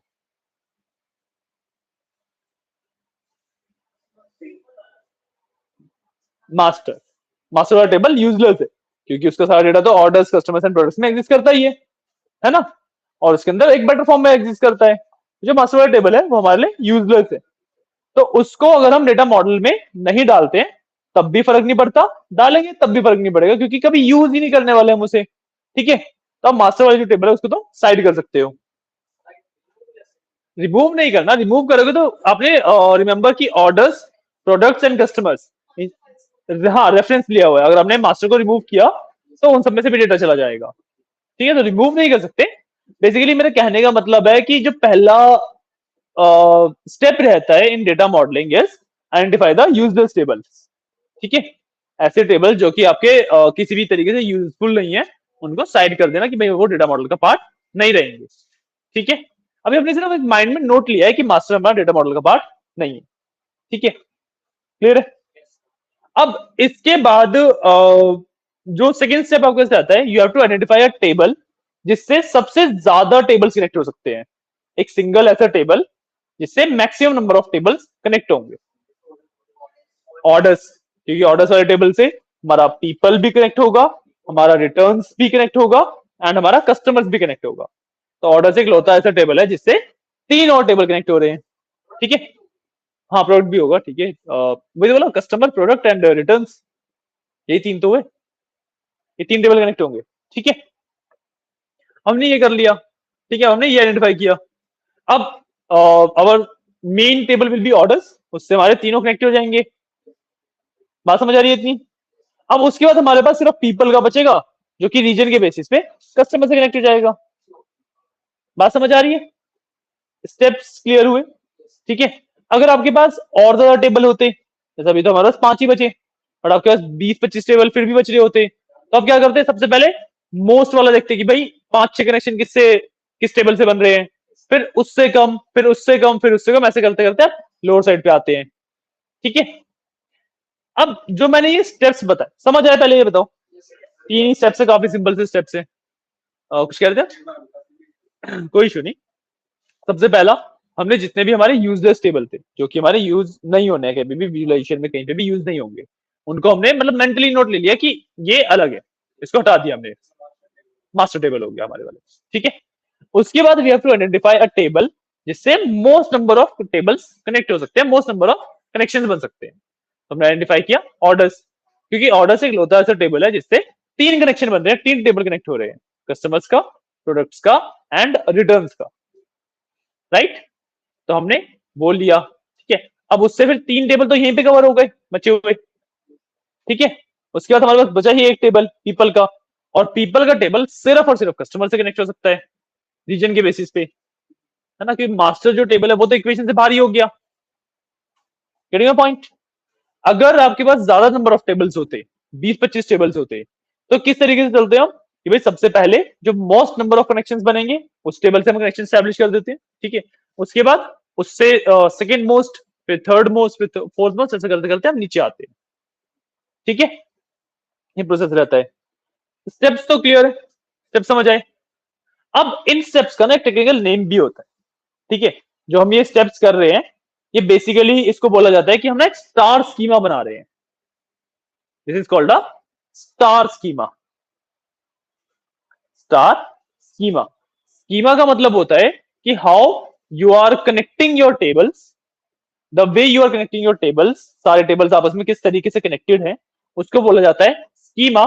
और जिस पर्टिकुलर मेथड को हम यूज कर रहे हैं, दैट्स कॉल्ड स्टार स्कीमा। ठीक है, स्टार स्कीमा का बेसिक मतलब होता है एक सेंट्रल हब है, एक सेंट्रल पार्ट है, उससे फिर चीजें कनेक्टेड है, और फिर जो वो चीजें निकली हुई है उनसे और चीजें कनेक्टेड है। तो हमारा सेंटर पे ऑर्डर्स आ गया, ऑर्डर से आपका प्रोडक्ट्स, कस्टमर्स और रिटर्न्स कनेक्ट हो गया, और यहाँ पे जो कस्टमर्स था उससे फिर आगे पीपल भी कनेक्ट हो गया। तो आउटवर्ड एक्सपैंड होता चला जाता है इस तरीके से। एंड डेटा मॉडलिंग के लिए the best schema is star schema. मतलब वैसे तो और भी काफी सारे स्कीमा होते हैं, साइक्लिक स्कीमा होता है, रेक्टेंगुलर स्कीमा होता है, इंटर शेयरिंग स्कीमा होता है, काफी सारे होते हैं, बट जो बेस्ट है दैट इज स्टार स्कीमा। ठीक है, वही वाला पार्ट है, schema and topologies are basically the same thing. समझ आइए, समझ आइए। चलो अब कनेक्शन करना सिखाते हैं। देखो, यहाँ पे मास्टर टेबल तो मेरे किसी काम का है ही नहीं, इसको मैं अभी साइड में रख देता हूँ। ठीक है, अब मेरा सेंट्रल टेबल हो गया ऑर्डर्स, मैं ऑर्डर्स को थोड़ा सा सेंटर की तरफ मूव कर दिया। ठीक है, ऑर्डर से कौन कौन से टेबल कनेक्ट होंगे? अच्छा, इसमें ना एक चीज का और ध्यान रखना कि सबसे पहले आप टेबल्स की प्लेसमेंट कर लेते हो, उसके बाद फिर कनेक्शन स्टैब्लिश करते हो हमेशा। ठीक है, क्योंकि जब आप साथ साथ कनेक्शन स्टैब्लिश करने लगोगे ना, अभी तो बहुत ज्यादा दिक्कत नहीं आएगी, टेबल नंबर ऑफ टेबल हमारे पास बहुत कम है, बट जब नंबर ऑफ टेबल बढ़ते हैं तो कनेक्शन ओवरलैप करते हैं और फिर समझ नहीं आता किससे क्या कनेक्टेड है। ठीक है, तो सबसे पहले सिर्फ प्लेसमेंट करेंगे। मैंने ऑर्डर्स प्लेस किया, अब कस्टमर्स और प्रोडक्ट्स एंड जो नीचे ये रिटर्न्स, ये 3 टेबल मेरे ऑर्डर से कनेक्ट होने वाले हैं, और पीपल जो है वो कस्टमर से कनेक्ट होने वाला है। लेट्स से यहाँ पे प्लेस कर दिया मैंने, थोड़ा थोड़ा स्पेस ले लेते हैं इधर।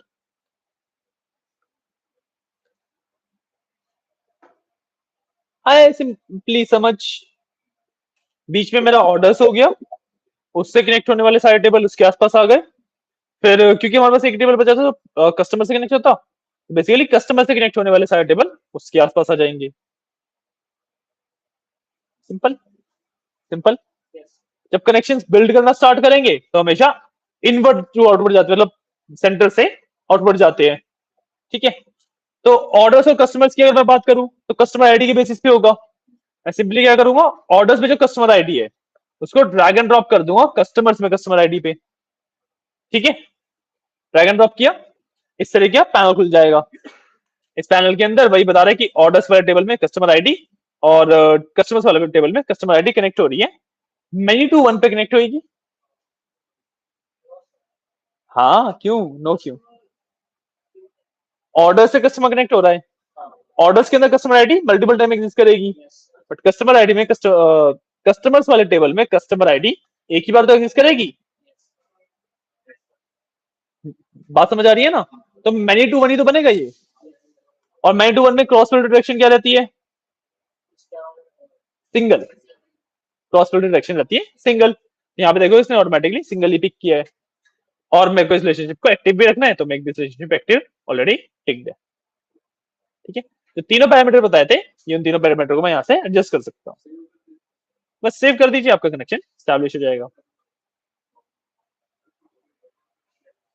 बात समझ आइए। सिमिलरली प्रोडक्ट्स और ऑर्डर्स की बात करूं तो प्रोडक्ट आईडी के बेसिस पे हो जाएगा। मैं प्रोडक्ट आईडी को यहां से ड्रैग एंड ड्रॉप कर दूंगा प्रोडक्ट्स के ऊपर, अगेन मैनी टू वन आएगा।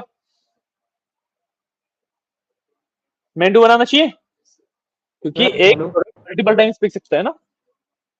हाँ वंश बोलिए। सर, एक बार और बता कनेक्ट। सॉरी,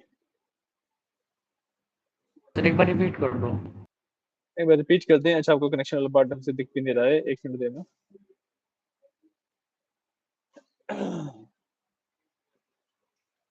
तो ये बात डेटा मॉडलिंग दोबारा कर रहे हैं। ठीक है, सिंपली जैसे मैं प्रोडक्ट से ऑर्डर्स और प्रोडक्ट्स को कनेक्ट करना है, मैं क्या करूंगा, प्रोडक्ट आईडी को पिक करके सिंपली जो प्रोडक्ट्स में प्रोडक्ट आईडी है उसके ऊपर ड्रॉप कर दूंगा। इस तरीके का मेरा पैनल खुल के आया। Cardinality is many to one, cross direction single रहेगी, एक्टिव रखना है मेरे को रिलेशनशिप, सेव कर दूंगा बस। ये भी हो गया। पूछिए।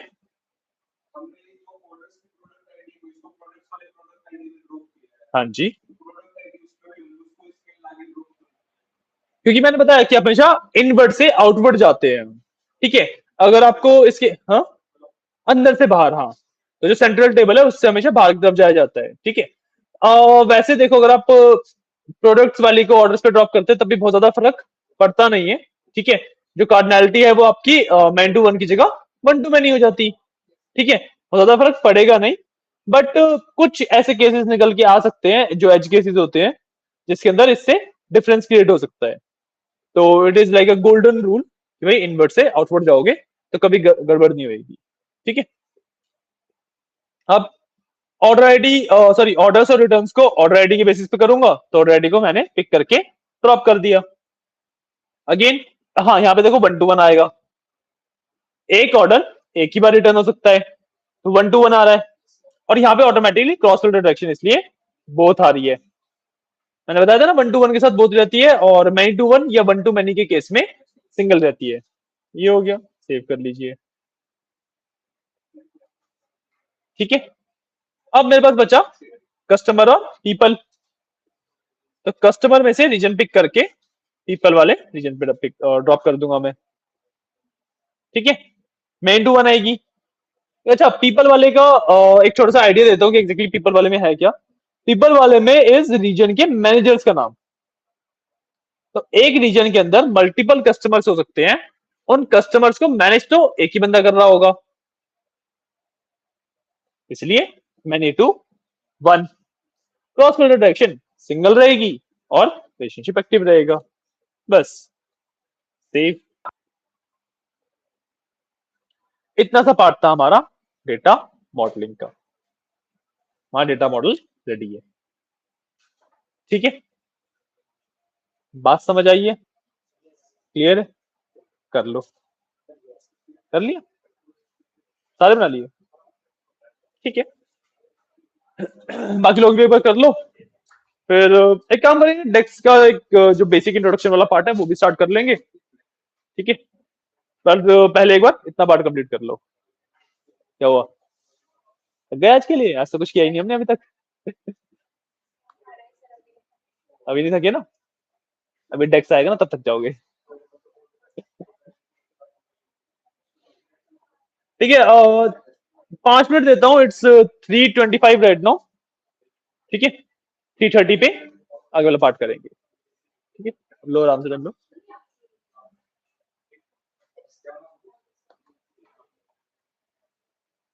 हो गया? बाकी लोगों के लिए एक बार वेट करना पड़ेगा क्योंकि कर रहे हैं। हाँ, सो आपका हो गया या कर रहे हो गया?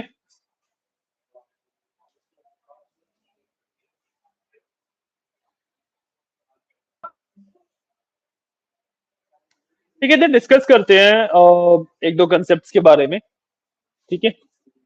तो ये 5 मिनट रुकते हैं फिर डिस्कस करेंगे, ठीक है। सब लोग से अपने पेज पे आ जाए, फिर आगे बढ़ाने का फायदा है।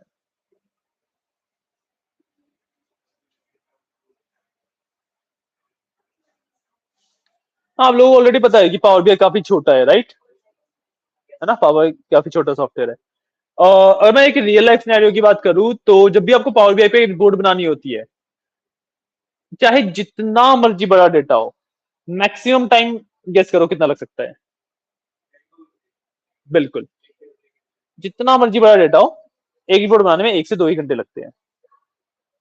एंड दैट टू गिवन कि भाई डेटा क्लीन नहीं है। अगर आपको बाई चांस क्लीन डेटा मिलता है तो 15-20 मिनट, आधा घंटा मैक्सिमम। इतना छोटा सॉफ्टवेयर है।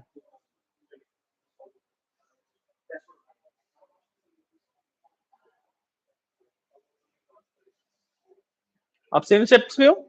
सेम सेम आ गए ना? अरविंद एंड प्रियंका, आप लोग कहां पहुंचे? कौन से स्टेप पे हो? डुप्लीकेट? अब पिछली बार पूछा तब भी डुप्लीकेट रिमूव कर। अच्छा, रख लिया था।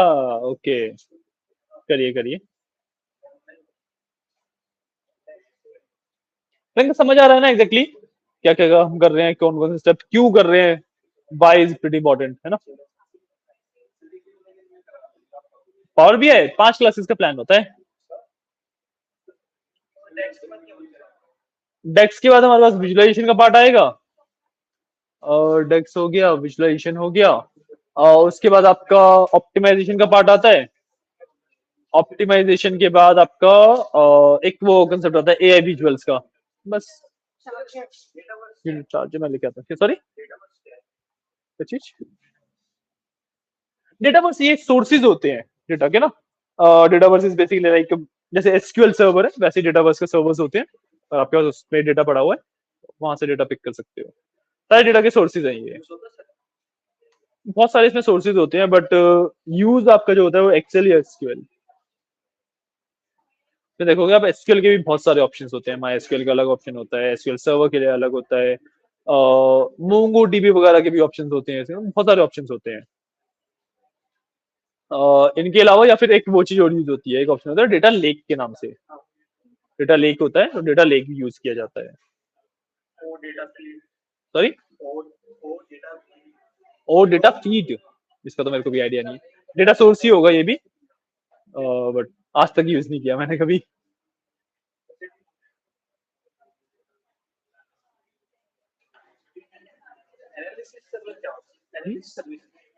एनालिसिस सर्विसेज, हाँ, इनका पावर बीआई सर्विसेज का पार्ट होता है ये।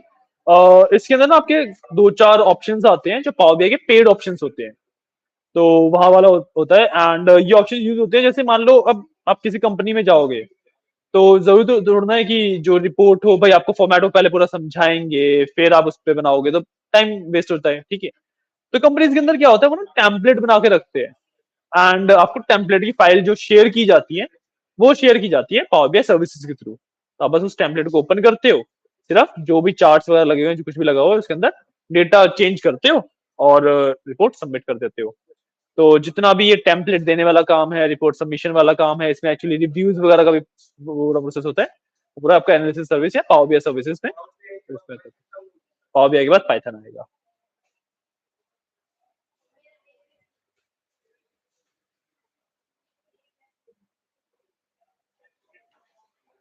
करें आगे बढ़े, है ना, ठीक है।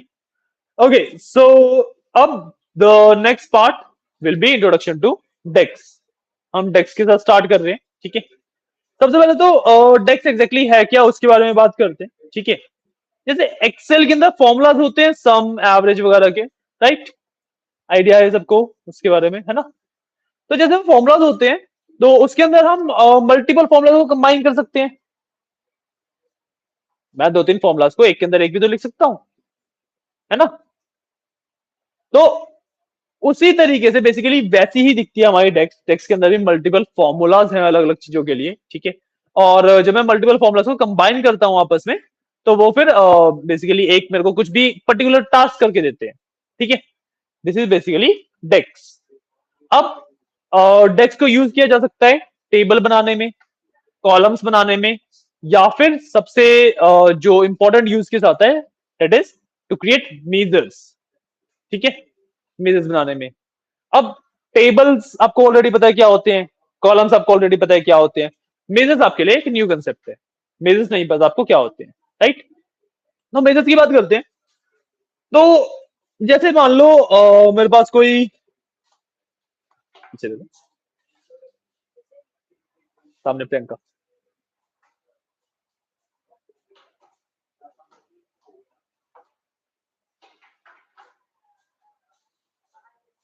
बाय बाय, ठीक है। तो टॉकिंग अबाउट मेजर्स, ठीक है।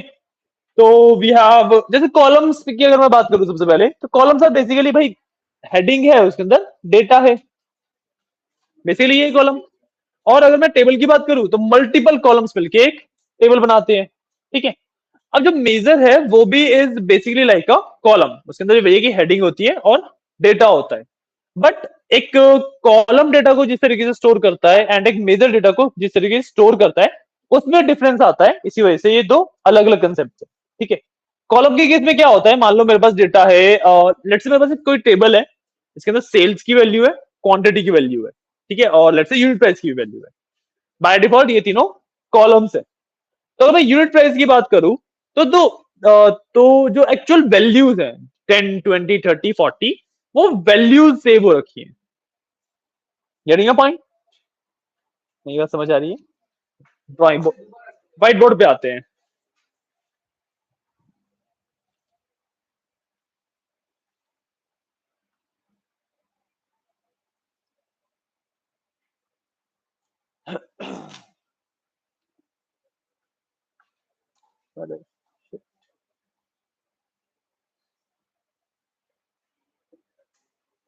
तो देखो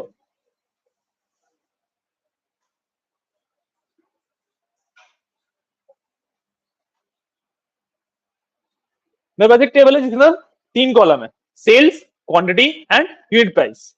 लेट से मैंने सेल करी $100 की, क्वांटिटी दी उसे 10, तो यूनिट प्राइस हो गया 10। लेट से मैंने सेल्स करी अगेन $100 की, क्वांटिटी इस बार दो ही दी तो यूनिट प्राइस 50 हो गया। This is how a normal table looks like, है ना। अब अगर मैं इसमें यूनिट प्राइस वाले कॉलम की बात करूं तो इसके अंदर जो 10 है या 50 है ये वैल्यूज आपकी सेव्ड है। बात समझ आई, ठीक है। तो दिस इज अ कॉलम, ठीक है। जब मैं एक मेजर की बात करूंगा, अच्छा पहले ये देखो कि भाई यूनिट प्राइस जो है वो सेल्स बाय क्वांटिटी करके निकाला भी जा सकता है। सेल्स को मैं क्वांटिटी से डिवाइड कर दूं तो मेरा यूनिट प्राइस आ जाएगा। तो जब मैं एक्चुअल वैल्यू सेव कर रहा हूं तो वो सेव होती है एज अ कॉलम, जब मैं फॉर्मूला सेव कर दे रहा हूं, दैट इज अ मेजर।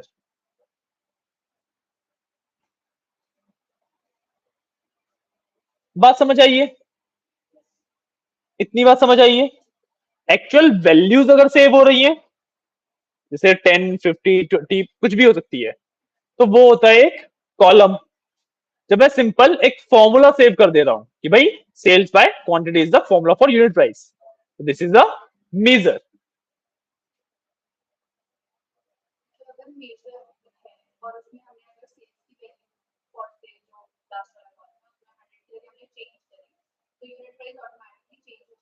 हाँ, कॉलम में नहीं होगा। क्लियर है इतना बात? क्लियर है इतना बात? है ना? अब इनका फायदा होता है एक मेजर का ना, एक तो चलो फायदा है ही, जो ऑटोमेशन वाला फायदा बताया कि भाई सेल्स के लिए अपडेट होगी, तो जो यूनिट प्राइस होगा अगर वो मेजर में की फॉर्म में सेव्ड है तो ऑटोमेटिकली अपडेट हो जाएगा।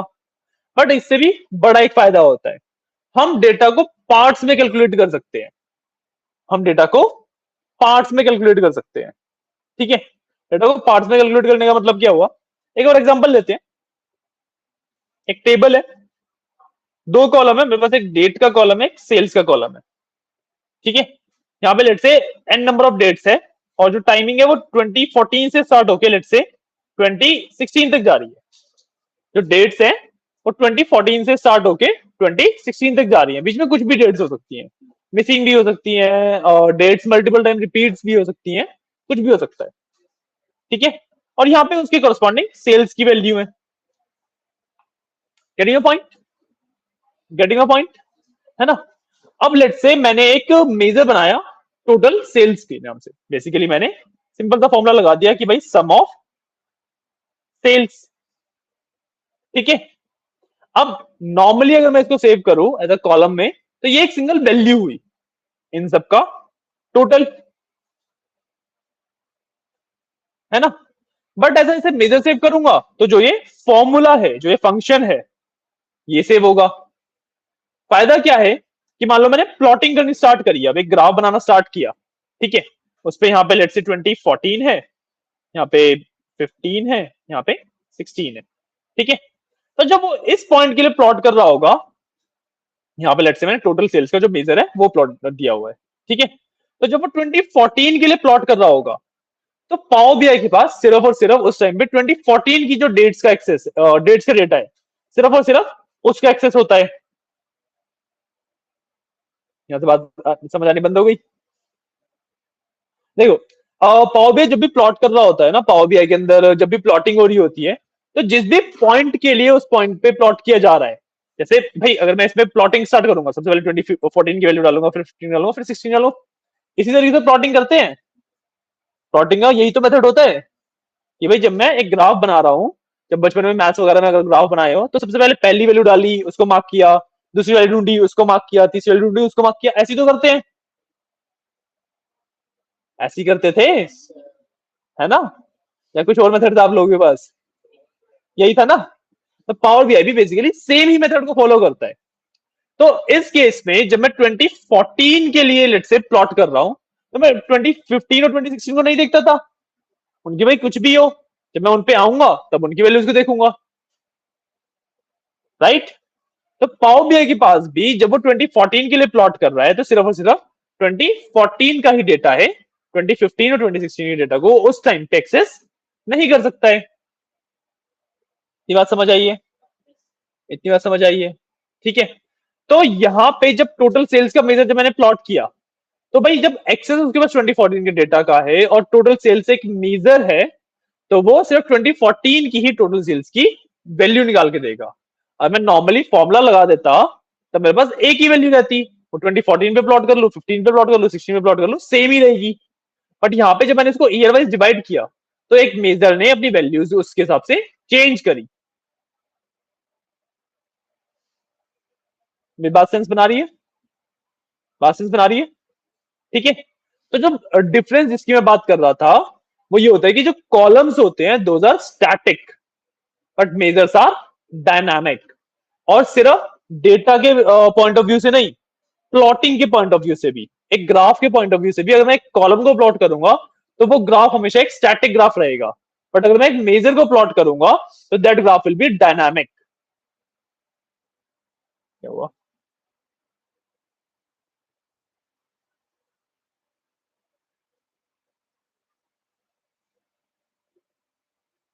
ठीक है, बात समझ आइए, बात समझ आइए।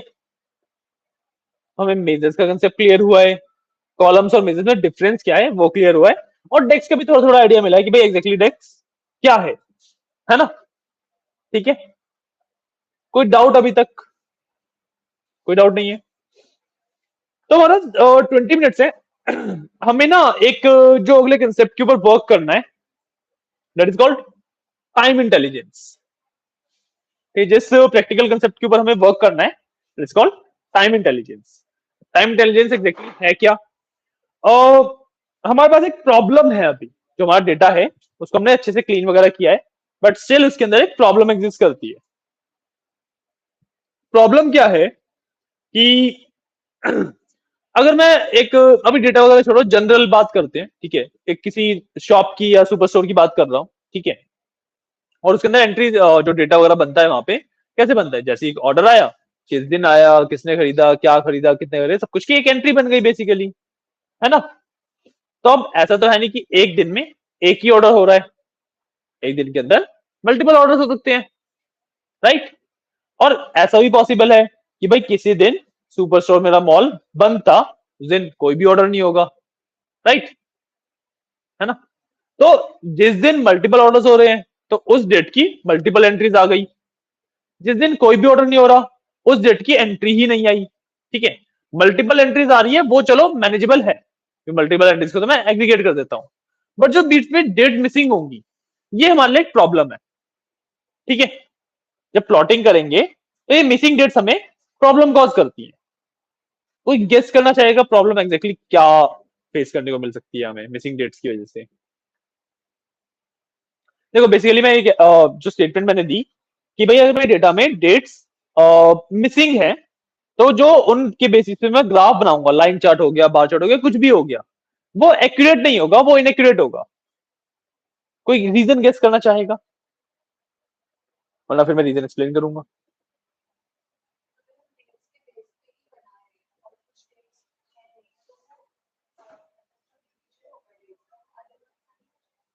मान लो मेरे पास 1 2 3 मिसिंग थी, 4 एंड 5 है, तो एक्स एक्सिस पे 1 2 4 एंड 5 आ गया, है ना? तो अनइवन तो नहीं हुआ ना, वो 1 के लिए जो भी था उसको प्लॉट करेगा, 2 के लिए प्लॉट करेगा, 4 के लिए प्लॉट करेगा, 5 के लिए प्लॉट करेगा। कहने का पॉइंट क्या हुआ? लैपटॉप अभी 10 मिनट होते दीजिए, और डेड हो चुका है। ले जाइए सर। कल आप एक कल नहीं, जब ट्यूसडे को आप एक काम कीजिए, क्लास में थोड़ा सा अर्ली आ जाइएगा, ठीक है, एंड फिर आपको लैपटॉप के साथ बैठ के अपना जो पूरा काम है वो कर लीजिएगा। ठीक है, क्योंकि एप्पल पे माइक्रोसॉफ्ट के जितने भी टूल्स हैं वो सब नहीं वर्क करेंगे। एक्सेल हो गया, एक्सेल तो चलो फिर भी अभी इनका सपोर्ट आया है, हाँ, बट पावर बीआई वगैरह वर्क नहीं करता है। आप जितने मर्जी चीजें ट्राई कर लीजिए वो वर्क नहीं करेगा, तो that is a little problem. हाँ, बाकी लोग कुछ आया दिमाग में, कुछ एनीथिंग?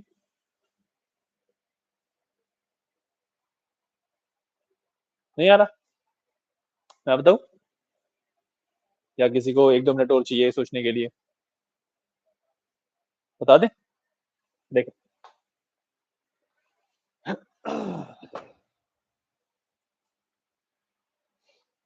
ये डेटा है मेरे पास, लेट से 1 2 3 मिसिंग है, 4 एंड 5।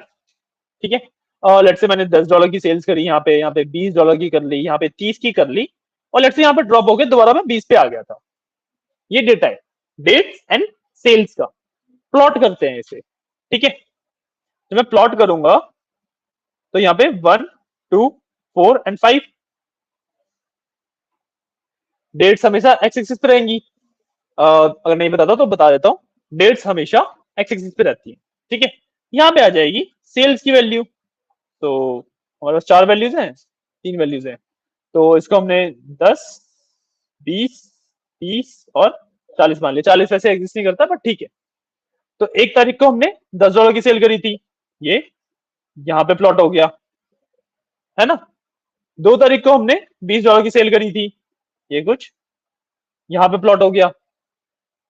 4 तारीख को $30 की सेल करी, 4 तारीख को यहाँ पे $30 की सेल करी, और 5 तारीख को हम गिर के दोबारा 20 पे आ गए थे, तो ये यहाँ पे हो गया। अगर मैं इसको लाइन बनाऊं इस तरीके की बनेगी,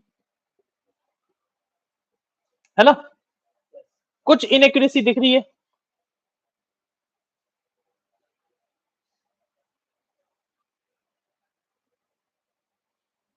देखो एक्चुअली लाइन ना जब यहां तक पहुंची थी, उसके बाद उसे यहाँ पे 0 पे टच करके फिर यहाँ पे जाना चाहिए था, क्योंकि जो थर्ड डेट है हमारे पास वो मिसिंग है, मतलब उस दिन हमने $0 की सेल करी, तो मिसिंग है तो इसकी वजह से तो प्लॉट नहीं हो पाएगा, बट हमें प्लॉट में दिखाना पड़ेगा कि भाई इस दिन $0 की सेल्स हुई थी। Getting your point? ताकि जब मैं डेटा एनालिसिस करूंगा, जब मैं इस चीज को एनालाइज करूंगा, तो पता रहे कि हाँ भाई संडे संडे को डिप्स आ रहे हैं कि लेट्स से अगर बंद रह रहा है या कुछ भी है, ठीक है। क्योंकि चलो संडे संडे को डिप्स आ रहे हैं वो तो चलो जनरल वाली बात है, बट मान लो थर्सडे को डिप आने लग गए, थर्सडे को कोई भी ऑर्डर नहीं आ रहा, तो दैट इज अ प्रॉब्लम ना कि भाई थर्सडे को ऑर्डर्स क्यों नहीं हो रहे, ऐसा क्या हो रहा है। तो इस चीज पे सोचने वाली चीज है।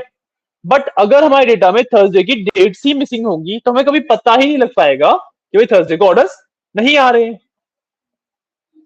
बात समझ आइए? बात समझ आइए? तो बेसिकली हमें करना क्या पड़ता है कि मान लो 1 तारीख को अगर 2-3 ऑर्डर थे तो उनको एग्रीगेट करना पड़ता है, कंबाइन करना पड़ता है, और जो भी मिसिंग वैल्यूज हैं उसको ऐड करना पड़ता है। बात समझ आइए? बात समझ आइए? इसी चीज को करने को कहते हैं हम टाइम इंटेलिजेंस, ठीक है। हम टाइम के बेसिस पे पावर बीआई को थोड़ा सा और अवेयर कर रहे हैं, यू कैन से, ठीक है। हम टाइम के बेसिस पे पावर बीआई को थोड़ा सा और अवेयर कर रहे हैं। कंसेप्ट क्लियर है? कंसेप्ट क्लियर है? ठीक है। ओके, तो अब काम करते हैं पावर बीआई में। अब हमें देखो डेटा मॉडलिंग हमारी हो गई है, एक बार और हमें इस पैनल पे विजिट करना पड़ेगा और उसके बाद फिर हमारा इसका काम नहीं हो रहेगा, ठीक है। तो अब रिपोर्ट व्यू पे जाएंगे। नहीं नहीं, कंट्रोल एस करके सेव करना पड़ेगा हर बार, ठीक है। हाँ हाँ, हर एक चीज को मतलब कंट्रोल एस कर, तो पावर बीआई की पूरी ही जो आप बिल्ड कर रहे हो सब कुछ सेव हो जाता है। डेटा मॉडलिंग हो गई, रिपोर्ट हो गई, कुछ भी हो गया, कुछ भी आपने किया सब कुछ एक साथ सेव हो जाता है एक बार कंट्रोल एस करने से, ठीक है। अब चलो ठीक है, टाइम इंटेलिजेंस समझ आया कि क्या होता है एग्जैक्टली, करते कैसे है वो देखते हैं, ठीक है। और जब भी हम टाइम इंटेलिजेंस इंट्रोड्यूस कर रहे होते हैं पावर बीआई के अंदर, तो हम क्या करते हैं, हम एक नया टेबल बनाते हैं जिसको हम डेट टेबल बोलते हैं। हम एक नया टेबल बनाते हैं जिसको हम डेट टेबल बोलते हैं, और इस डेट टेबल के अंदर जो मेरी सबसे अर्लीस्ट डेट है, जो मेरे डेटा में सबसे अर्लीस्ट डेट है, मतलब सबसे पुरानी डेट है, वहां से लेके जो सबसे लेटेस्ट डेट है वहां तक की हर एक डेट की एंट्री एक एक बार होती है, ठीक है। This is the basic idea behind a date table. अगर मैं डेट टेबल की बात कर रहा हूं तो मैं हर एक डेट की एंट्री एक एक बार होना इस डेट टेबल, ठीक है। बट क्योंकि हम एक टेबल बना ही रहे हैं तो हम थोड़ी सी और कैलकुलेशन भी कर लेते हैं, लाइक हम quarters, weekdays, month name, month number, ऐसी चीजें भी साथ में कैलकुलेट कर सकते हैं, ठीक है। तो इन दी एंड हमारे पास एक टेबल निकल के आता है जिसके अंदर डेट्स तो है ही है, उसके अलावा उन डेट्स का कि भाई कौन से क्वार्टर में फॉल कर रही हैं, कौन से मंथ में फॉल कर रही हैं, कौन से ईयर में फॉल कर रही हैं, ऐसी ऐसी इंफॉर्मेशन भी अवेलेबल होती है, ठीक है।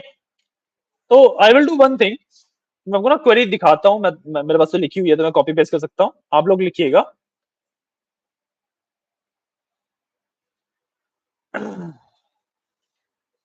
अच्छा, और आपको साथ ही वो भी दिख जाएगा कि भाई हमारा एंड गोल क्या है, हम एक्चुअली बिल्ड क्या करने वाले हैं पावर बीआई में फाइनली, जो हम ये सारी चीजें कर रहे हैं इससे फाइनल बिल्ड क्या होने वाला है वो भी दिखा देते हैं आपको।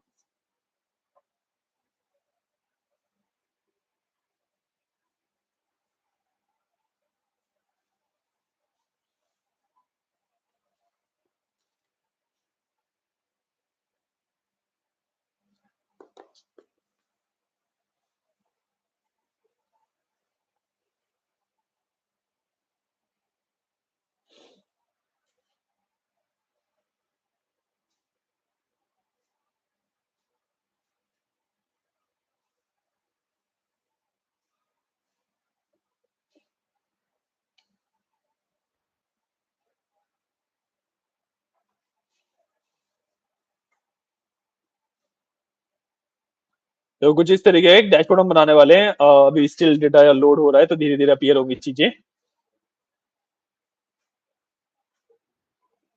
बढ़िया, कुछ इस तरीके का डैशबोर्ड इन दी एंड हम बिल्ड करने वाले हैं। मल्टीपल पेजेस होते हैं इसके अंदर, जैसे सेल्स की इंफॉर्मेशन है हमारे पास सारी, ठीक है। इस तरीके के मल्टीपल पेजेस होते हैं इसके अंदर, इस तरीके के हम पेजेस वगैरह बिल्ड करेंगे एंड एवरीथिंग, ठीक है। बट अभी के लिए क्वेरी तो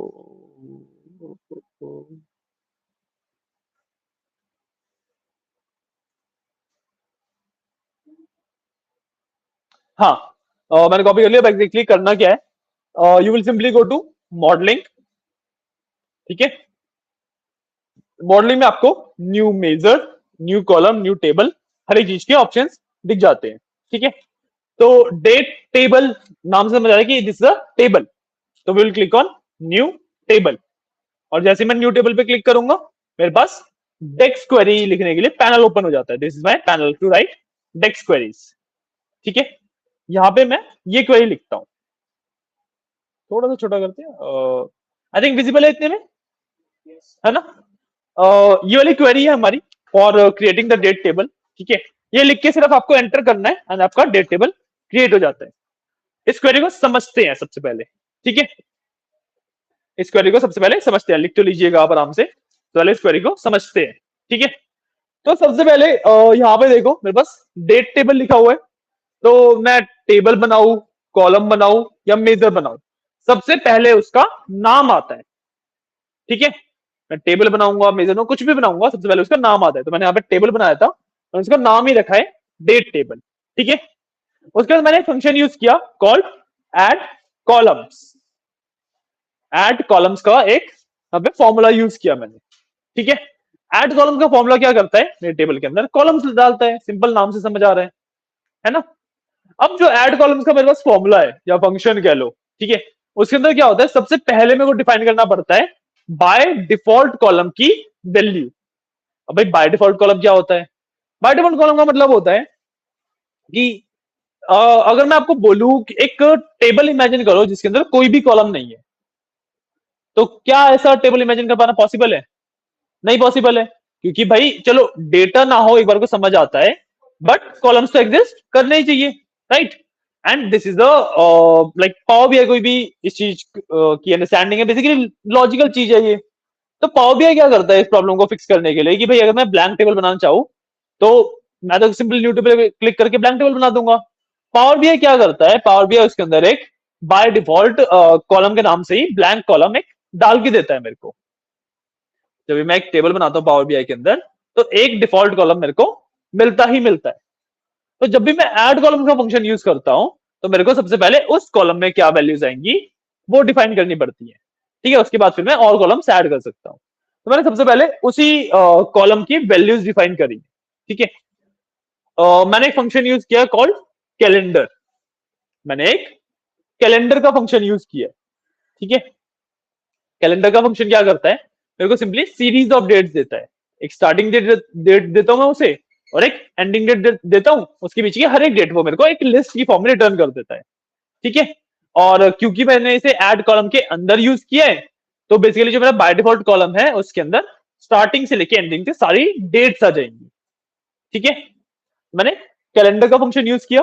अब मेरे को स्टार्टिंग डेट देनी है, मतलब जो मेरे डेटा की सबसे पुरानी डेट है, सबसे अर्लीस्ट डेट है। मैंने मिनिमम डेट अगर मैं फाइंड कर लूं तो वही चीज होगी, minimum date will be earliest date, है ना। तो मैंने इसलिए मिन का फंक्शन लगा दिया, ठीक है। अब आती है बारी मेरे को एक किसी सेपरेट टेबल में से कोई सेपरेट कॉलम कॉल करना था, क्योंकि जो डेट्स हैं वो ऑर्डर्स वाले टेबल में ऑर्डर डेट के कॉलम के अंदर एग्जिस्ट करती हैं। तो मेरे को एक सेपरेट कॉलम टेबल में से सेपरेट कोई एक कॉलम कॉल करना था, है ना। मिनिमम तो वहीं से फाइंड कर रहा हूं, तो वो चीज कैसे की जाती है, वो चीज करने के लिए सबसे पहले आपको टेबल का नाम लिखना होता है। तो मेरे टेबल का नाम था ऑर्डर्स, मैंने ऑर्डर्स नाम लिखा। उसके बाद मैं स्क्वायर ब्रैकेट्स लगाता हूं जिसके अंदर मैं कॉलम का नाम देता हूं। बात समझ आ रही है मेरी? कोई डाउट्स वगैरह तो नहीं आ रहे हैं?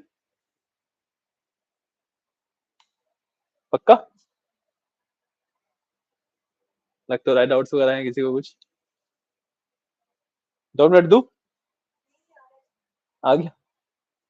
पक्का वासु? ठीक है, तो मैंने टेबल का नाम दिया, उसके बाद स्क्वायर ब्रैकेट्स के अंदर कॉलम का नाम दिया ताकि मैं उस कॉलम को फेच कर सकूं। और अब ये जब ऑर्डर्स एंड ऑर्डर डेट का मेरा कॉलम था, तो ये पूरा पार्ट है, ये है मिन के अंदर, तो मतलब इस कॉलम की मिनिमम वैल्यू निकाल देगा वो। तो ऑर्डर डेट्स की जो सबसे अर्लीस्ट डेट होगी वो निकाल देगा। सिमिलर काम मैंने किया है आगे मैक्स के साथ, है ना? तो मिनिमम से अर्लीस्ट आ गई, मैक्सिमम से लेटेस्ट आ गई, स्टार्टिंग और एंडिंग डेट मेरे को मिल गई। जब स्टार्टिंग और एंडिंग डेट मैंने कैलेंडर फंक्शन को दे दी, उसने मेरे को पूरी सीरीज ऑफ डेट्स रिटर्न कर दिया। तो मेरा जो बाय डिफॉल्ट कॉलम था उसमें सीरीज ऑफ डेट्स आ गई। अब जैसे ही किसी भी कॉलम के अंदर पावर बीआई में जब टेबल्स की बात करते हो, किसी भी कॉलम के अंदर एक सीरीज ऑफ डेट्स आ जाती है, तो उसका बाय डिफॉल्ट नाम पावर बीआई रख देता है डेट। उस कॉलम का बाय डिफॉल्ट नाम पावर बीआई रख देता है डेट। ठीक है, इतना बार समझ आया? और ये तो चलो ठीक है एक कंसेप्ट। और दूसरा कंसेप्ट क्या है कि जब मेरे को किसी सेपरेट टेबल में से किसी कॉलम को कॉल करना है, तो मेरे को टेबल का नाम एंड कॉलम का नाम देना पड़ता है। बट अगर मेरे को सेम ही टेबल में से कोई कॉलम कॉल करना है, तो मैं सिर्फ और सिर्फ स्क्वायर ब्रैकेट्स के अंदर कॉलम का नाम भी दे सकता हूं। ठीक है, आगे उसका एग्जांपल भी आएगा। जैसे अगली ही लाइन में देखो, अब देखो बाय डिफॉल्ट वाले को तो पावर बीआई ने नाम रख दिया। आगे जितने भी मैं कॉलम ऐड करूंगा उनका फॉर्मेट क्या रहता है, कॉलम का नाम, किस बेसिस पे वो कॉलम कैलकुलेट किए जाएंगे, वो कॉलम का नाम, एक्सप्रेशन, इसको एक्सप्रेशन कहते हैं। कॉलम का नाम, एक्सप्रेशन, नाम, एक्सप्रेशन, जितने मर्जी कॉलम में इस फॉर्मेट में ऐड करता जा सकता हूँ। ठीक है, यहाँ पे कुछ कॉलम्स मैंने ऐड किए। सबसे पहले मैंने ईयर का कॉलम ऐड किया है, मैंने नाम दिया ईयर, एंड मेरे पास पावर बीआई के अंदर फंक्शन एग्जिस्ट करता है ईयर एक्सट्रैक्ट करने के लिए। ठीक है, मैंने वो फंक्शन यूज किया और उसके अंदर मैंने देखो स्क्वायर ब्रैकेट के अंदर सिर्फ डेट लिख दिया। मतलब क्या हुआ, सेम टेबल जो अभी ये बन रहा है, इसी टेबल में एक कॉलम होगा डेट के नाम से, उस डेट कॉलम में से ईयर एक्सट्रैक्ट करके इस कॉलम में डालना है। बात समझ आई है? बात समझ आ रही है? सिमिलरली अगला मैंने मंथ नंबर बताया है, उसमें भी सेम काम किया है। जो मतलब क्योंकि मंथ का जो फॉर्मूला होता है वो मेरे को मंथ का नंबर रिटर्न करता है।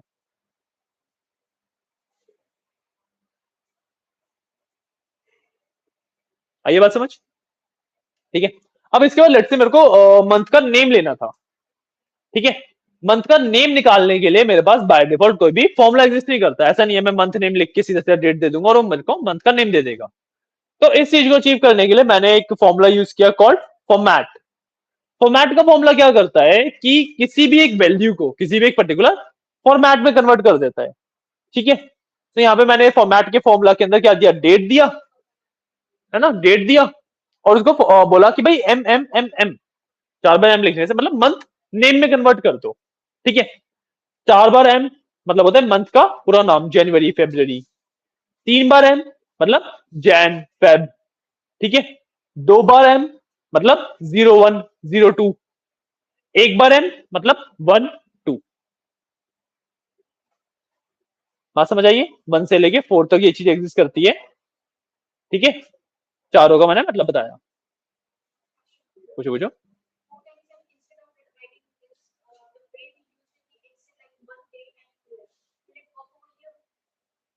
uh, हाँ, यू आर बेसिकली सेइंग कि if you do like D D या slash M M slash Y Y, या दैट विल वर्क।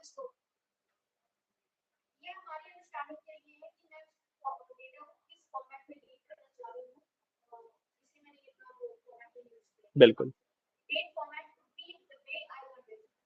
नहीं, डेट फॉर्मेट, अच्छा पाओगे में बाय डिफॉल्ट जो डेट फॉर्मेट है उसकी बात कर रहे हैं। बाय डिफॉल्ट जो डेट फॉर्मेट है, जो भी आपका सिस्टम का डेट फॉर्मेट सेट है, पावर बीआई उसको पिक करता है। अगर आपको पावर बीआई के अंदर डेट फॉर्मेट चेंज करना होता है तो आपको अपने सिस्टम का डेट फॉर्मेट, हाँ जी, ठीक है। या so M M for whole month के नेम्स। ठीक है, सिमिलरली मैंने एक अगला बनाया है ईयर मंथ। इसके अंदर मैंने 4 बार बाय और 2 बार एम दिया हाइफन के साथ। तो मतलब या सो इट्स लाइक 2016-01, 2017-05, इस तरीके से आएगा। ठीक है, यहाँ पे ना मैंने काफी सारी चीजें सिर्फ आपको दिखाने के लिए करी है कि मैं ऐसे अचीव कर सकता हूँ। तो कई सारी चीजें, कई सारे कॉलम्स हो सकते हैं, कई सारे मेजर्स ऐसे हो सकते हैं जो कि सेंस ना बनाए कि भाई यूज कहाँ पे होंगे। तो यहाँ पे मैं हम ना ऑलमोस्ट 20 के आसपास मेजर्स बनाएंगे। जैसे अभी हम आगे चल के मेजर्स के ऊपर चलेंगे ना, तो ऑलमोस्ट 20 के आसपास मेजर्स बनाएंगे। यूज उसमें से एक दो ही होते हैं। एंड जब आप रियल जॉब में भी वर्क करोगे तो किसी भी डेटा पे, किसी भी रिपोर्ट में 5-6 मेजर्स मैक्सिमम बनाए जाते हैं। ठीक है, इससे ज्यादा मेजर्स की नीड ही नहीं होती।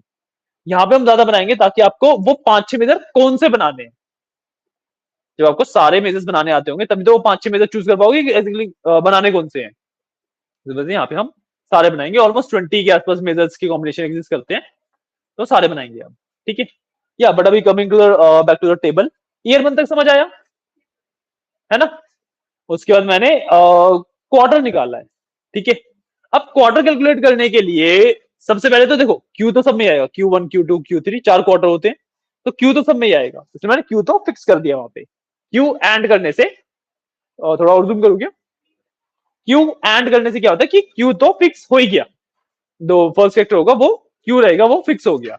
अब उसके बाद आती है नंबर की बारी कि भाई 1 2 3 4 कौन से क्वार्टर का वो पार्ट है, वो मेरे को कैलकुलेट करना है। ठीक है, यूजुअली मैं स्टूडेंट्स को इमेजिन करने के लिए देता हूँ, बट अभी थोड़ा टाइम थोड़ा सा कम है, तो लेट मी टेल यू। ठीक है, तो एग्जैक्टली इसका जो मेथड होता है वो क्या होता है कि भाई अगर मैं किसी भी मंथ नंबर को 3 से डिवाइड कर दूं, किसी भी मंथ नंबर को 3 से डिवाइड कर दूं, तो मेरे को लेट्स से मैंने लिया 3 लिया, मार्च की बात कर रहा हूं। ठीक है, तो 3/3 1, March is the part of Q1। Similarly 6 के लिए Q2 आ जाएगा, 9 के लिए 3 आ जाएगा, 12 के लिए 4 आ जाएगा। तो इन 4 महीनों के लिए तो this will make sense. But अगर 1 या 2 आया, या 4 या 5 आया, तो अगर मान लो 2 लिया मैंने, उसको मैंने 3 से डिवाइड किया, तो दैट विल बी 0.66, राइट। या फिर अगर मैंने 1 लिया तो 0.33, है ना। इस पे मैंने क्या लगाया, इस पे मैंने लगा दिया function of round up. Round up का फंक्शन क्या करता है कि पॉइंट के बाद कुछ भी वैल्यू होगी वो उसको राउंड ऑफ का कंसेप्ट पता है ना आपको। राउंड ऑफ में बेसिकली आगे और पीछे दोनों जाते हैं, राउंड अप में हमेशा आगे ही जाएगा। वो 0.1 होगा वो भी 1 पे राउंड ऑफ होगा, 0.9 होगा वो भी 1 ही बनेगा। राउंड अप का फंक्शन ये करता है। बात समझ आ रही है। सिमिलरली मेरे पास राउंड डाउन भी एग्जिस्ट करता है, जो कि 0.1 को भी 0 करेगा और 0.9 को भी 0 करेगा। सिमिलरली बस राउंड भी एग्जिस्ट करता है, जो कि नॉर्मल राउंड ऑफ की तरह वर्क करता है। ठीक है, समझ आइए। तो यहाँ पे मैंने सबसे पहले अंदर देखो मंथ नंबर निकाला डेट में से, डेट के ऊपर मंथ का फॉर्मूला लगाया है, मंथ नंबर आया, उसको डिवाइड कर दिया 3 से,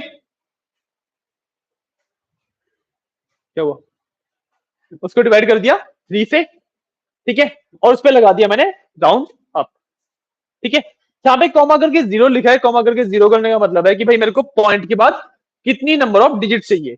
0 लिखने का मतलब है मतलब मेरे को पॉइंट के बाद कुछ भी नहीं चाहिए, पॉइंट। तो क्योंकि क्वार्टर में पॉइंट्स में थोड़ी ना होती है वैल्यूज, राइट, इसलिए मैंने यहाँ पे कॉमा करके 0 लिखा है। बात समझ आइए, क्लियर है। क्वार्टर्स कैसे कैलकुलेट करें, है ना। लास्ट मैंने एक वीक डे निकाला है कि भाई कौन सा डे ऑफ द वीक है। तो इसके लिए मेरे को डायरेक्टली फॉर्मूला एग्जिस्ट करता है वीक डे का। वीक डे लगाया मैंने, इसे डेट दे दिया, और यहाँ पे मेरे को डिफाइन करना होता है कि स्टार्टिंग मेरे वीक की मैं किससे करना चाहता हूँ। तो बस 3 ऑप्शन होते हैं, 1 2 एंड 3। 1 का मतलब होता है संडे, 2 का मतलब होता है मंडे, 3 का मतलब होता है ट्यूसडे। तो 2 लिखा है, इसका मतलब है मेरा जो वीक है वो मंडे से स्टार्ट हो रहा है। ठीक है, सिंपल सिंपल। इसको लिख के आपने एंटर किया, आपका डेट टेबल आप डेटा के अंदर देखोगे, डेट टेबल क्रिएट भी हो जाता है। 5 मिनट और देना, टाइम हो गया है नो, बस 5 मिनट और देना।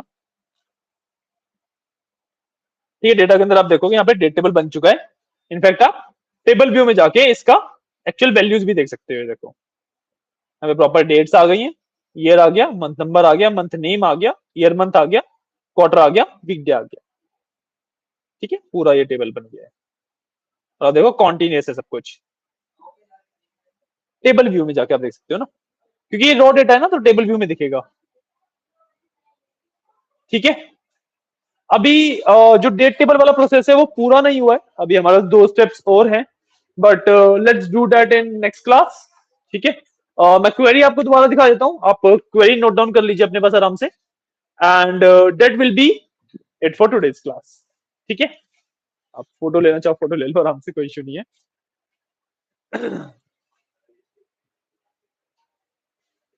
ठीक है।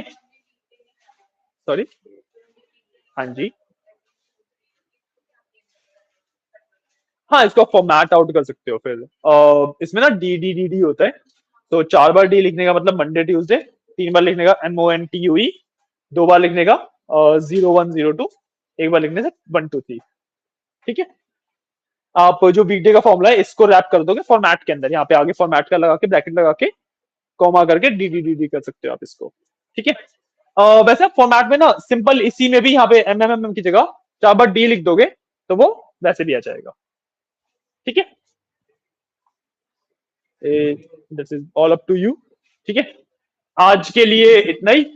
कल मिलते हैं, सॉरी ट्यूसडे को मिलते हैं। हम जो डेट टेबल कंप्लीट नहीं हुआ है अभी हमारा, उसके 2 स्टेप्स हो रहे हैं, वो हम फिर डिस्कस करेंगे। ठीक है। चलिए, थैंक यू।